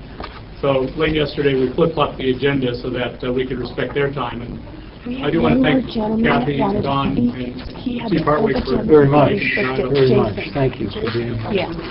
Yeah, he wants to speak on the fire annexation. Oh, okay. But he didn't indicate that. I haven't seen you in a long time. He had the old agenda when we flipped this down, so that's why. That's why. Oh, just call a meeting on it. And I expected to Apparently, take we had the one end of more the public sunset comment after request. that. Jason Serrano. Sorry about that.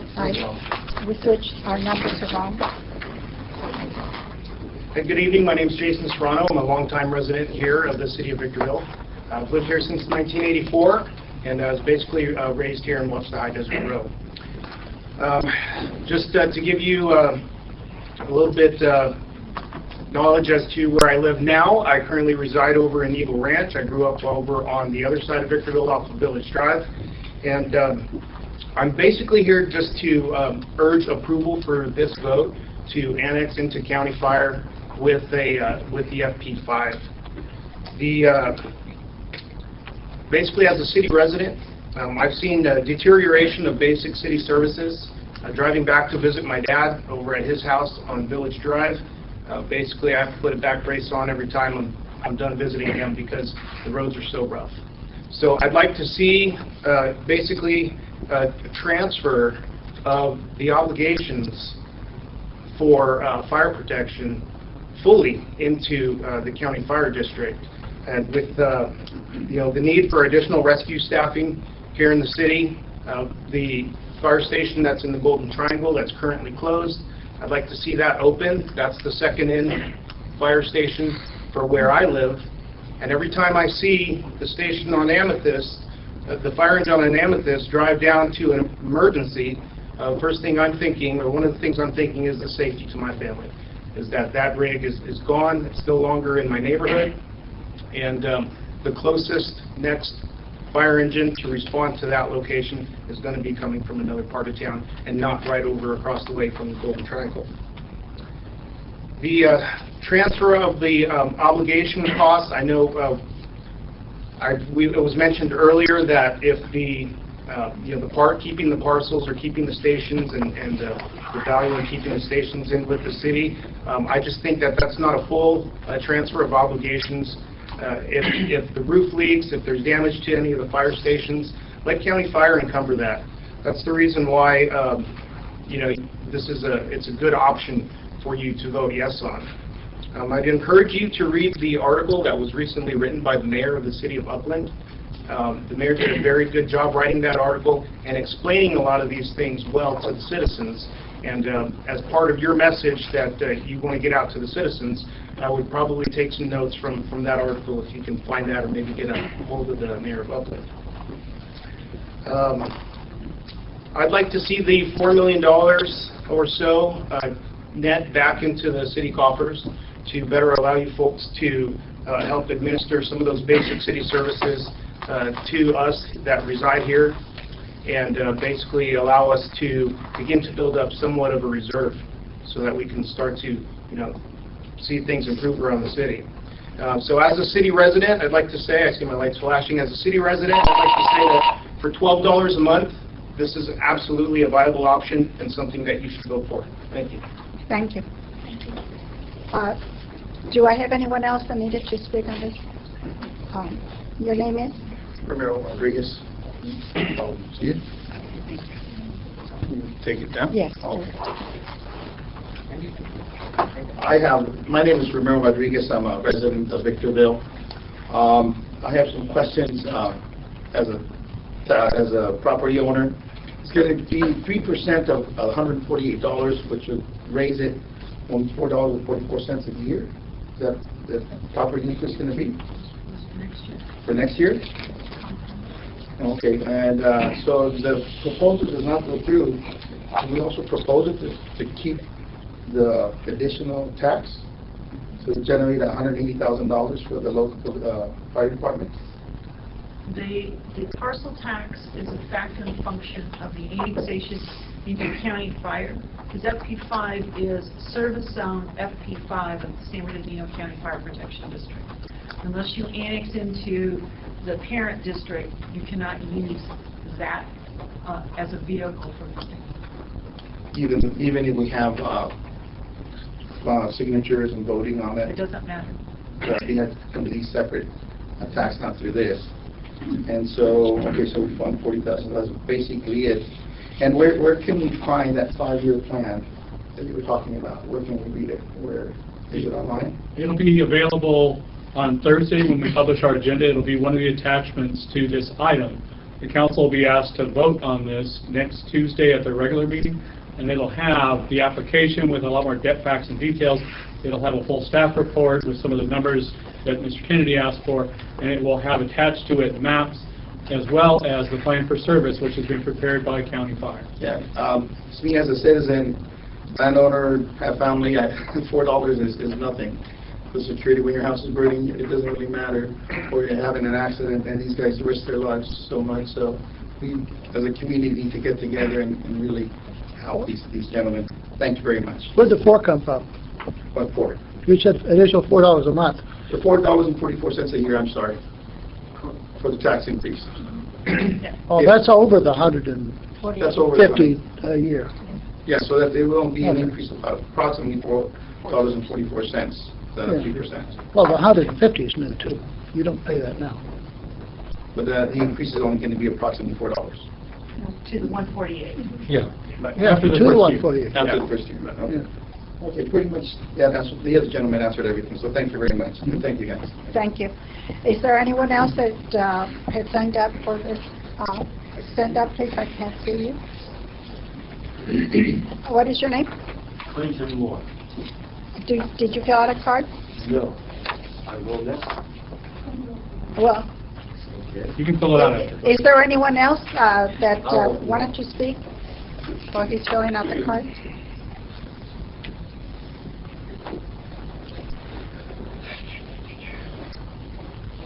No, I'll finish it. Want to start? Can I have your cards, please? No.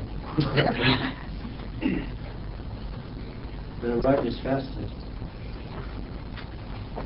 You speak first and fill it out later? That's what else they want.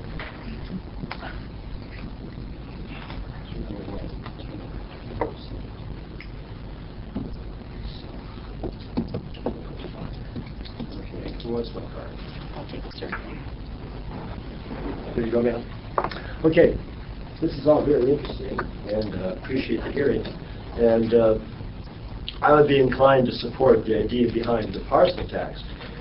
148 base tax that goes up 3% potentially each year. That's $13 a month, but in 10 years it's $130. If it goes up exponentially 3% each year, consider that. It needs to be paid for. I'm sorry it's been deferred so long. I also understand we have other city obligations, overpasses, bridges that we're committing to, and this all needs to be put in a complete context for people to decide. I'm a homeowner. I'm happy to pay $150 a year, but it's not going to be $150 a year. It's going to be $152 and then $158, and rolling up. Come back in a decade, what will it be? Escalating. So projections would be nice to help somebody, budget appropriately. But how can you avoid, on the public safety question, having the resources we need? And how we got here, another question, but going forward, I have an open mind, but I'd like to see some math on that. Thank you. Thank you. Is there anyone else that would like to speak on this subject? No one? I only have one item. I'd like to, after listening to the presentations on, is there any proposal from staff on how this savings will be used? I mean, it just doesn't go in the general fund and stay there. Yes. Can we earmark it for roads? Yeah. You could. Okay. Certainly you could. Thank you. My intent was to document some of that in the resolution. That would go to LAFCO. It would not be binding, but it would talk about some of the intent of the use of that funding. Thank you. Okay, there's no one else that wants to speak on this particular item. Then I will move on to item number 2.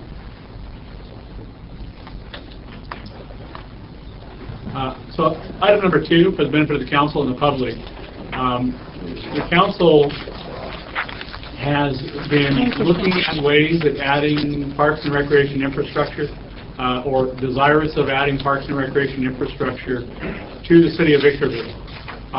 We've already talked a lot about our budget. As you can understand, it would be foolish for us to spend what little money we have to, say, build a new park. That would then cause additional maintenance costs. Based on the desires of the council to add infrastructure, I've been speaking with Mr. Country, our Director of Parks and Recreation, as well as the Assistant City Manager, Bill Webb, who he reports to, about bringing, for discussion purposes, an item to the council to talk about the amount of development impact fees that have been collected over the years that could be spent to add much-needed new park and recreation facilities to existing parks. So we do not have a staff report on this item. This is meant just to be a conversation with the council to potentially get some direction to come back at a later time with some hard costs for some of the options that you'll be presented with. We're really trying to get your input on the types of facilities that you'd like to see added to our existing parks. I don't want to steal Christian's thunder, so I'll let him explain some of the things that staff had based on comments from council, but that staff has put together as far as maybe some suggestions. What we'd really like to hear is your own ideas, City Council and the public, on maybe some other facilities we haven't thought of that we could bring back at a later time to perhaps fund through these development impact fees. So, Christian, and I'm actually going to walk out of the room briefly just to have a quick conversation with Kathy as Christian gets started. All right. Madam Mayor, council members, good evening. I will be very brief, as everyone appreciates, I think, tonight. We currently have a approximately $2.4 million in our recreation DIF account. Now, the DIF is collected from developers. There are developer impact fees, and some of those fees are specifically dedicated towards recreation facilities. Because over time, we have built approximately $2.4 million in that account. That account is specifically for new facilities. Can't do operations and maintenance, those kinds of things with that money. So, in discussions with staff, and looking at our surrounding communities as well, and what other communities have, which we do not, a couple of things came up. And these are things that we'd like to suggest, and we really want your input to see if if we're going in the right direction, which is really what we need. We need your guidance. A dog park is something that's come up. Skate parks are another thing that has come up. And lastly, a pool. In terms of dollar values, and these are very, very rough numbers, dog park, approximately $150,000. Skate parks, and I'm used the plural, for one large park and one small one, we are talking somewhere around approximately $800,000, $900,000 in that range. For the pool, we've got very rough estimates at this point, $1.5 to $2 million. A little bit more on the pool. We currently, with the city divided by I-15, we currently have a pool that is 36 years old. The economic life on a pool is 22 to 25 years approximately. We have had some major repairs that we've had to do almost every year for the last 5 years. We'd like to see if we could at least plan to build a pool on the west side of the city. And if something happens to the one on the east side, we'll have a plan in place to possibly replace it, upgrade it, and or expand so we've got a second one. We used to have two in the city. There was one at Village Park. It was quite small. My daughter learned to swim. But these are the kind of projects that we're thinking about. We'd like to know what you think. We currently have, we've been working with our Community Services Advisory Committee to talk about what a skate park would look like, where to locate it, those sorts of things that we would bring to you. And we're very close to bringing something to you. However, I need to know if this is the direction you'd like to go. So with that, if you have questions, comments, we'd love to hear them. I heard some discussion on skate park. Is that the same as the BMX or the whatever those are, the little bicycles? Are they used the same? Is that? With changes in California law approximately a year and a half ago, the liabilities that have been waived by the state for skate parks are now extended to BMX users as well. And in discussions with our risk manager, that could potentially be a double use. That is correct. Second question. What is your current budget for Rec and Park, and how is it funded? We are general fund in terms of our operations and maintenance, as well as personnel and staffing. Our staffing is still at about 55% of what it was before the downturn. This funding is a separate pot of money. It is strictly for recreation facilities. At least the two, the dog park and the skate park, are both things we've looked at, and they would require minimal maintenance on our existing staff's time and monies at this point. Thank you. Madam Mayor, I have a question. Yes, go ahead. First of all, thank you to the staff for putting together the work to get us to where we are today. The survey that went out in October, I'm assuming you're leveraging that information, which I hope people participated in. I know I did. But it's been a long journey the last 2 years. I initially had talked about a skate park as a test case because, to give everyone an example, I work at Fort Irwin during my day job. And 8 years ago, when a new administration came in, they were quick to rush to say, we're going to do 500 megawatts of solar power at Fort Irwin. And since that's the area I work in with these special projects, my recommendation, not that anyone was listening, was why don't we crack the code on 5 megawatts and then we'll continue on. There were so many unknowns that after 9 years now, we only have about 5 megawatts. But, you know, it's very embarrassing when people go out and proclaim things that are not realistic. So anyway, like I said, I think we've done a lot of work here, and again, I appreciate staff work. So I heard 3 projects. The dog park, how much was that roughly? Roughly $150,000. Right. I also heard skate park. I would like to just ask the council support when we're talking about a skate park, just like the solar project I mentioned. If we could try a larger park first and figure that out and just do one. I would appreciate the council's support on that. But have you broken it down into a large, small, or what the Large, small, that's correct. And the large would cost an estimate? I saw a preliminary, well, this is a secondary number actually at this point. So I actually heard from the architects today with their budgetary estimates.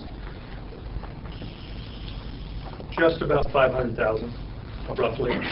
And we have had, Eric, you and Mayor Garcia and I met with CMEX, and we have had some interest from them, and we believe other local businesses who would be interested in helping with some of those costs through a donation of materials and potentially even a donation of time. So the numbers he's talking about may not take all of that money because of those partnerships that we'd like to form with private industry.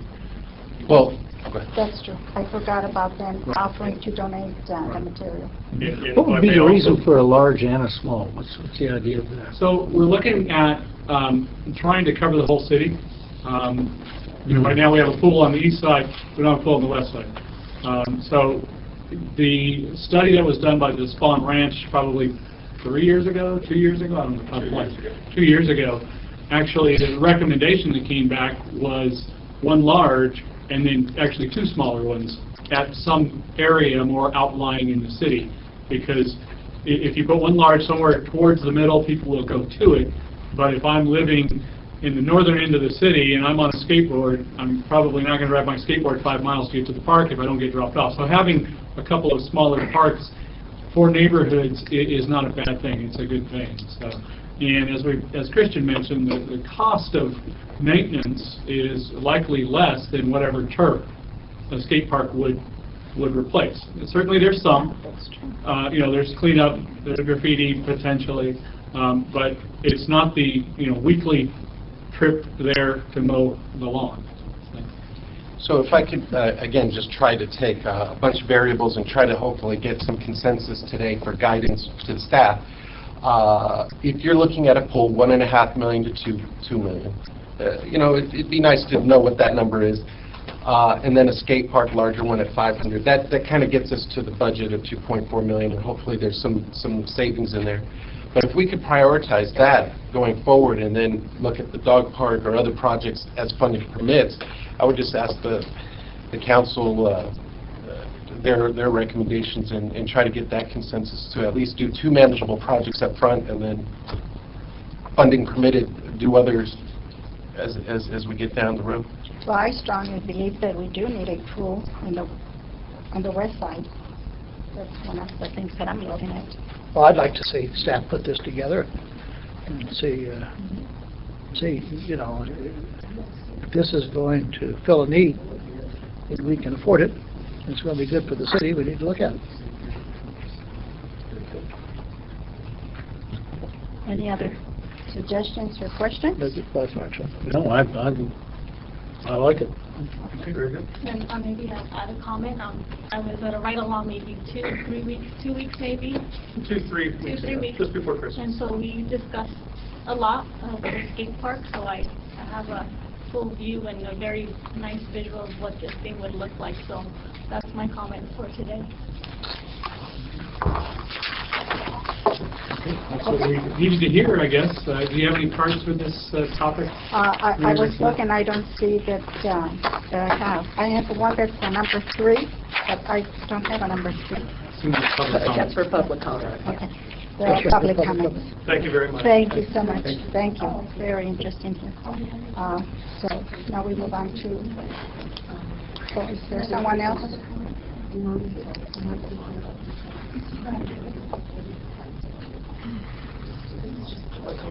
Oh, okay.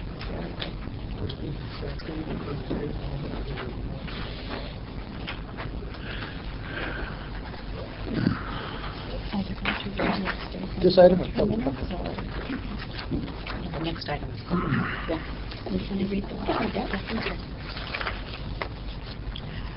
We will be moving on to public comments, and our city clerk will read the statement.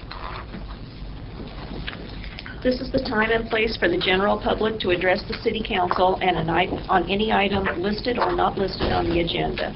Per Government Code Section 54954.3, state law prohibits the council from addressing any issue not previously included on the agenda. The council may receive testimony and set the matter to a subsequent meeting. Comments are to be limited to 3 minutes per individual or less as deemed necessary by the mayor, depending upon the number of individuals desiring to speak. All communications are to be addressed directly to the council, not members of the audience. This is a professional business meeting and courtesy and decorum are expected. Please refrain from any debate between audience and speaker, making loud noises, or engaging in any activity which might be disruptive to the decorum of the meeting. Thank you. I do have several cards here. The first one is Norm Miller.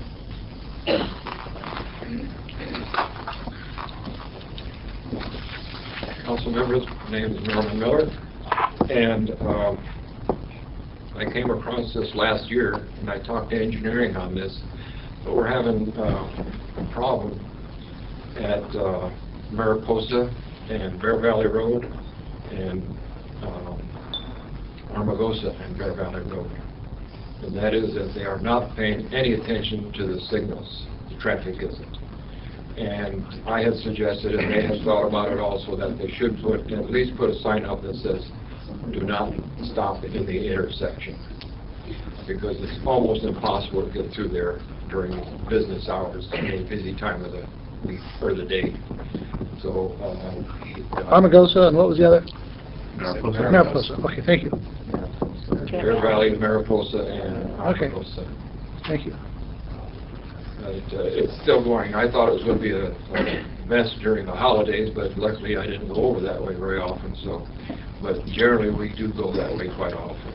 And one other thing I ran across just recently, we had a fatal accident at the Rio Grande Wash, and we just happened to be coming home at the time, and we got caught in the middle of it, and everybody was coming through the signals from the freeway or wherever in the east, and they got as far as Cole's driveway, Mall Boulevard, I think, no, not Mall, it's past Mall Boulevard, but anyway, in that area, going either north or south into the stores' parking lots. You can imagine how traffic is when it gets into a parking lot, and I'm talking about Bear Valley traffic. So it would be nice maybe if some way, I don't know if this would be a city situation, a sheriff's department situation, but if they could get a sign up or something that says road closed ahead because of accident or whatever, and let the people turn off on either Armagosa or whatever street would be more adequate than a store's parking lot. Thank you. Thank you. The next card that I have is Raul Rodriguez, Jr.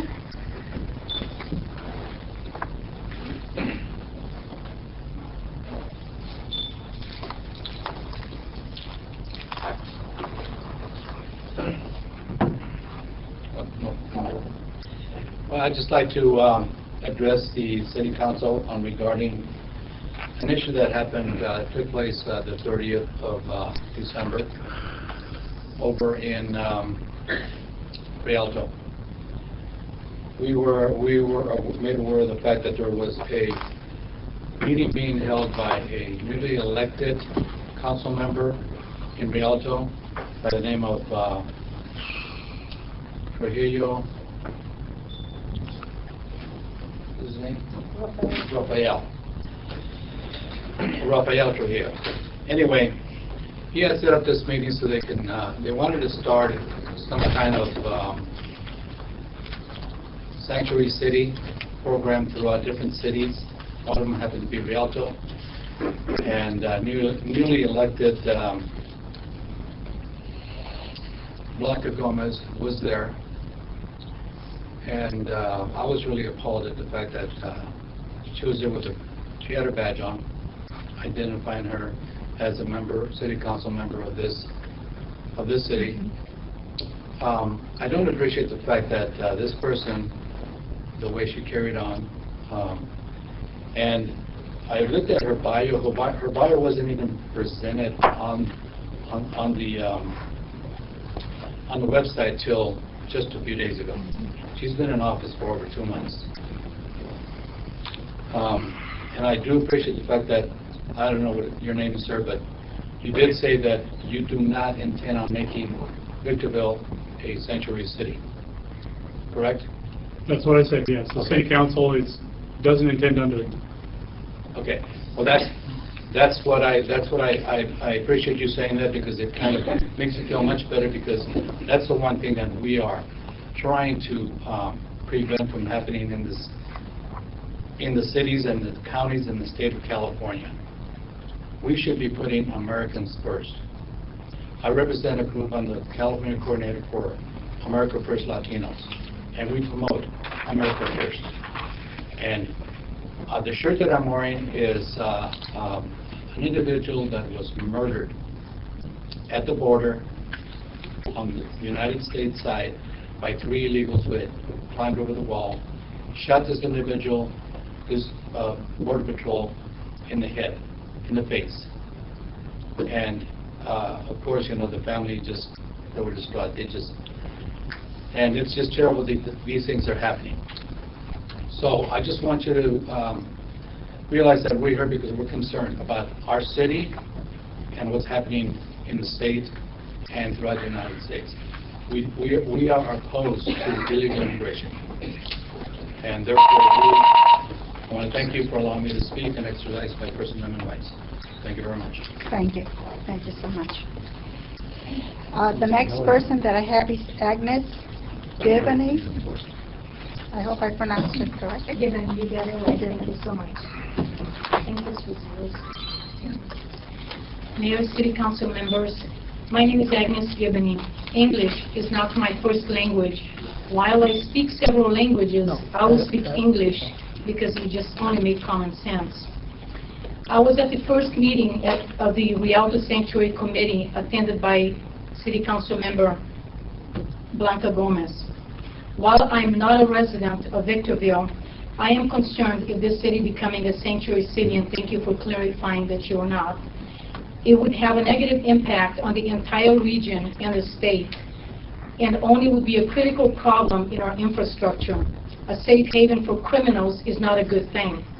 My only son, Ronald Da Silva, this is my son, Ronald Da Silva, was murdered by a previously deported illegal alien, along with thousands of other innocent victims. Mayors and council members of sanctuary cities have blood on their hands, and I'm glad to hear that you guys don't. On Friday, December 30th, Blanca Gomez posted a video on her Facebook page saying she didn't even know what was going on. And then she said she was insulted, attacked, and belittled. She promised to post a video later that displayed everything, but she never did. Earlier she posted she knew what the meeting was, and she may have inadvertently invited protesters to such meeting. At the entrance of the Rialto City Hall, she said, Ms. Blanca, she didn't even know what a sanctuary city was. She tried to hide and cover her name badge, and when I asked what her name was, she refused to say what her name was. She told so many lies in such a short time, it must have set some kind of record. I believe the worst traits a person can have is lack of integrity and character when faced with a difficult situation or unpleasant situation. It says it all about the person when they lie, make excuses, and disrespect another person in a condescending manner. Blanca Gomez was that person. She's not only disrespected this country, but also disrespected the city on the oath she took to uphold the Constitution of the United States. This is what we call a traitor. She also belittled, insulted, and demanded names and workplaces of protesters. She was an embarrassment to the city. As you, as a city council, would be better served by eliminating her public contact. Blanca Gomez, I can say I was insulted, attacked, and belittled by you when you laughed in my face when I showed you a picture of my son Ronald. This is my son Ronald. Citizens of this great city of Victorville should consider recalling Blanca Gomez now before she does great damage to the city, hopefully before one of your children is murdered by an illegal alien. Thank you so much for your time. Thank you. Thank you very much. Al Cotillo.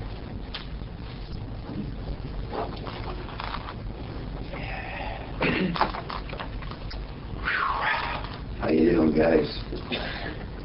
I come here to say, last week, if I had friends up here, I would have been ashamed to drive them around the city. There was so much garbage and crap on the sidewalks, especially over by Food for Less. You got to get rid of that place over there where they trade the plastic bottles in for a few pennies, because that's what's bringing all the trash. There was 35 to 50 people living on Plaza Drive. That's behind Food for Less. I called the cops and they were gone real fast. But the garbage was still there. The next day the garbage was still there. I mean, it looks like Tijuana.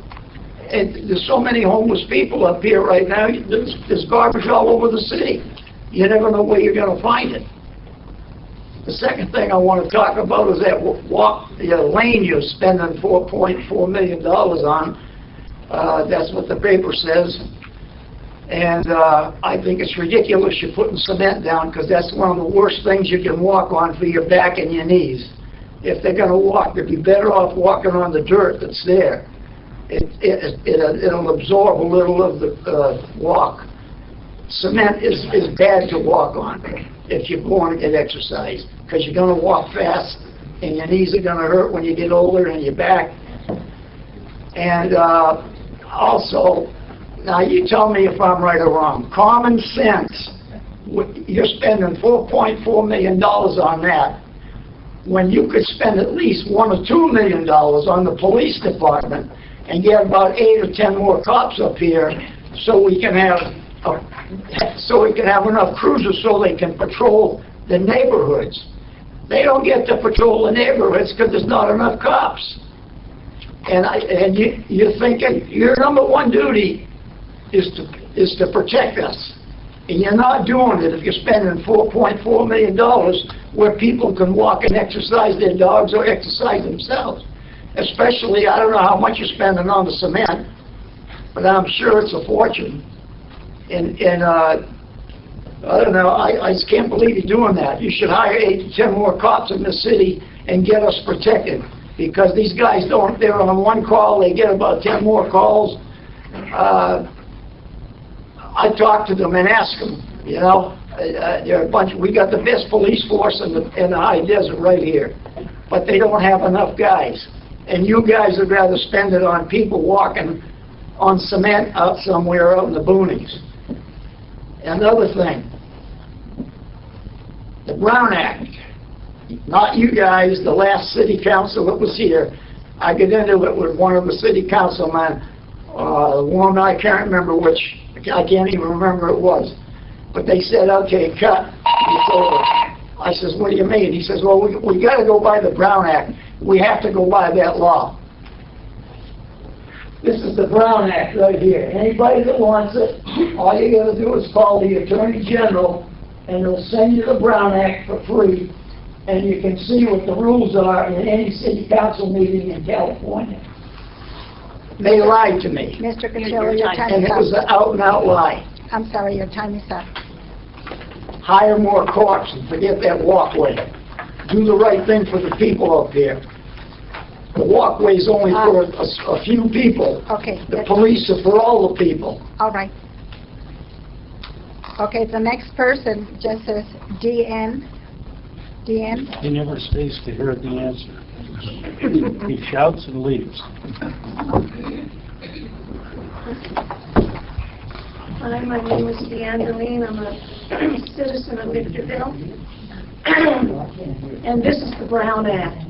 It's very thick. You have to go to the library and get it yourself at the lawyer's library down in San Bernardino. Okay, comment. I taught for many, many years, and my first master's class was with a bunch of firemen, 2 of us ladies. The instructor came later and says, "You're going to have to speak up because they're going to talk over you, and because they're trying to become fire chiefs." So I had to learn about that. Okay, Gomez over here. I was in the Alto, and I was there, and she kept saying, "I don't know what the sanctuary city is. I don't know what that is." Well, I was rude to her. I said, "Are you born under a rock? All the news is discussing sanctuary cities." And she didn't give me a chance to answer her question.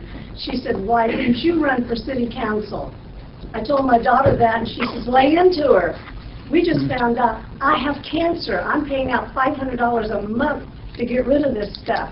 That's why I'm not running like you were running. Or the Board of Education. I'd love to run for the Board of Education, but I got to pay my bills first." And that's one of the things I'm seeing the city council, they're struggling with. We got bills to pay. We got to watch our money. I can understand that. City of Victorville has bills to pay. We just spent the morning at the LA's County Board of Supervisors talking about the sanctuary cities. It was a riot. I couldn't believe how many people were there. And I got to talk, and I got to say my piece, and they were always afraid the families will be split up. My family's been split up 4 times. First, when my grandfather came here from Sweden, and then my grandmother he married, and he died. My father was only 16. He had to split up his family so that he could go out and work and support his 2 younger brothers. Then the Second World War split up our family. I was just a kid. We get split up all the time. Now my cousins are all leaving California because they can't stand it anymore. Only one cousin and myself are here. And so we're going to stay here and we're going to fight. Thank you. Thank you. My last card, Adela Patino.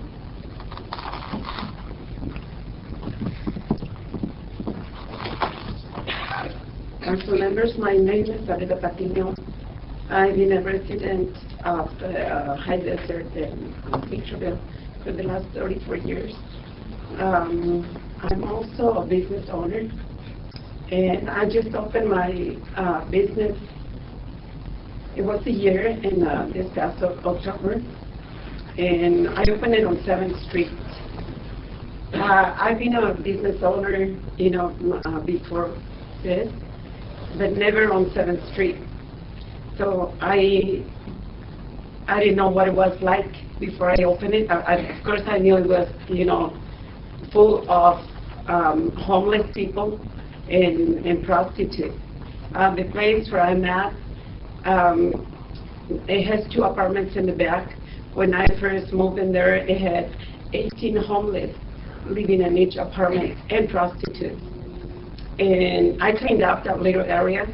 So homeless and prostitutes, they're not longer there, but they moved, to different areas. And I fixed the restaurant really nice, put a lot of time, a lot of money into it. My money, to me, it's probably for you guys, it's not, or some of the people here, it's not a lot of money, but for me, it was, all the saved, all the money that I have saved on this 34 years that I've been here. And I came to find that now, that Route 66 is not known only on Victorville. It's International Route 66. And I found that by my customers because they come, you know, and they're all the time. And I didn't know how important it was. Even if I was living here for so many years, I didn't know. I mean, because I didn't bother to go that way, I didn't know that it was so important. You know, now I found that because of my customers. I had customers that came from Spain, friends from all over the world. And that, to me, it's pretty sad that people come to, you know, such important route. You know, no, it's not known for, you know, nationally, but it's internationally known. And to me, it's kind of sad that people will come and see that beautiful sign that says, "Welcome to City of Victorville," and all they see is empty businesses with prostitution and homeless people. And, you know, to me, as a Victorville citizen, it's a shame. It's a shame for, you know, for me that people come to see what is Victorville like and they come to see. I'm sorry, your time is up. Okay. Thank you very much for listening. Thank you. Those are all the cards that I have. Is there anyone else that...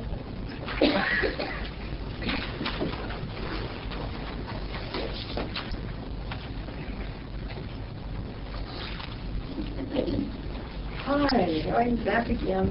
I guess I'm going to have to be around quite a bit again. We have a new council member, and boy, I tell you, she came on with a real bad thing. And it's going to bite her. Number one is you don't tell the city we need to write different kind of agendas for different people. If you're in the United States, you speak their language. And if you can't speak their language, then go back home. We don't need you here. I mean, this is getting completely out of control for the city council to be expected to do these things. And it is absolutely ridiculous. Our roads are got holes in them. And I'd like to take her for a little trip around the city and let her see some of the stuff that's gone on. And some of the stuff that needs to have things done to them, not what she's done. Now, she's gone down the hill with her City of Victorville badge on. I mean, come on. You guys have got to get together and get this thing straightened out because it's out of control. And I mean really out of control. There's a lot of people out there that's not happy. And we might end up having to do something I've never done, but I might end up having to do it. It's have a recall because it's not good what's happening. What's happening to our city, we've been in for quite a few years. They've seen me for quite a few years up here saying exactly what's what. And if she'd like to go for a little drive, I'd like to take her a drive around the city and let her see all the potholes. Let her see all the stuff that's out there that needs to be taken care of. Really needs to be taken care of for the people's safety. So I'm just really upset about it. And I'm not playing a game. I want to tell you exactly where I'm coming from. And we've got to work on this. Thank you. Thank you. Anyone else? Did you only get one chance to speak, or can we speak again? I allowed you to speak. Oh, thank you. Hello, once again. My name is Romero Rodriguez, and I kind of take it as an insult for all the Mexican people here and illegal aliens to be considered murderers and assassins and depredants, whatnot. My father was an illegal, my mom was, my wife was, another citizen. Well, my parents passed away. And, you know, we don't hold the statues and just murderers alone. We have Mr. Timothy McVeigh from New York. He killed 160 people. And then Mr. Adam Lanza from New Hampshire. He killed 20 people in Sandy Hook. And then you have the two kids, Eric and Clyde from Columbine, that they killed 15 people, and they were from Colorado and Kansas. So you have to direct your okay, so don't say that we're involved in just that. I think Victorville is a diverse city of all cultures, and we all live together. Not everybody is an angel, but we have really, really good people that live here, and we shouldn't categorize people just on one certain incident. I saw that incident on social media, and it was blown more out of proportion than it actually is. She was just asking questions. They were asking questions. So it goes both ways. On the second part about the English and Spanish, but a lot of people here look for the American dream. A lot of people don't have the luxury of going to school, getting their PhD, getting their bachelor's. Some of them have to work 2 or 3 jobs, so they don't have time to go to school. So they don't learn the language, but they still contribute to society. And not only they contribute, they put their emphasis whatever they can. We have some people from here, also foreigners, trying to fix up Route 66, trying to make it better for everybody. It's not just for you or for them, it's for all of us. And as to Sanctuary City, we're a sanctuary country. So the media is blowing this out of proportion of being Sanctuary City just because you have the Republicans, the Democrats, whatever your political nomination is. But what is that? What does that actually mean? It doesn't really do nothing. It just categorizes the city, puts a label on a city, makes them think that they're doing something. But, you know, Sanctuary City, you know, think about it, we're a sanctuary country. The thing is, one thing, we all came here to look for the American dream. Like I said, some people do not have the time to learn the language, but as representatives, I think you're endowed to represent all peoples. The Constitution says it, you know, for everybody. Everybody's out here looking for happiness. So thank you very much. Thank you. We're talking about the difference between legal and illegal. That's the difference. Those are all the cards that I have, and I already did ask if there was anyone else that wanted to speak. There's no one else. Therefore, this meeting is adjourned.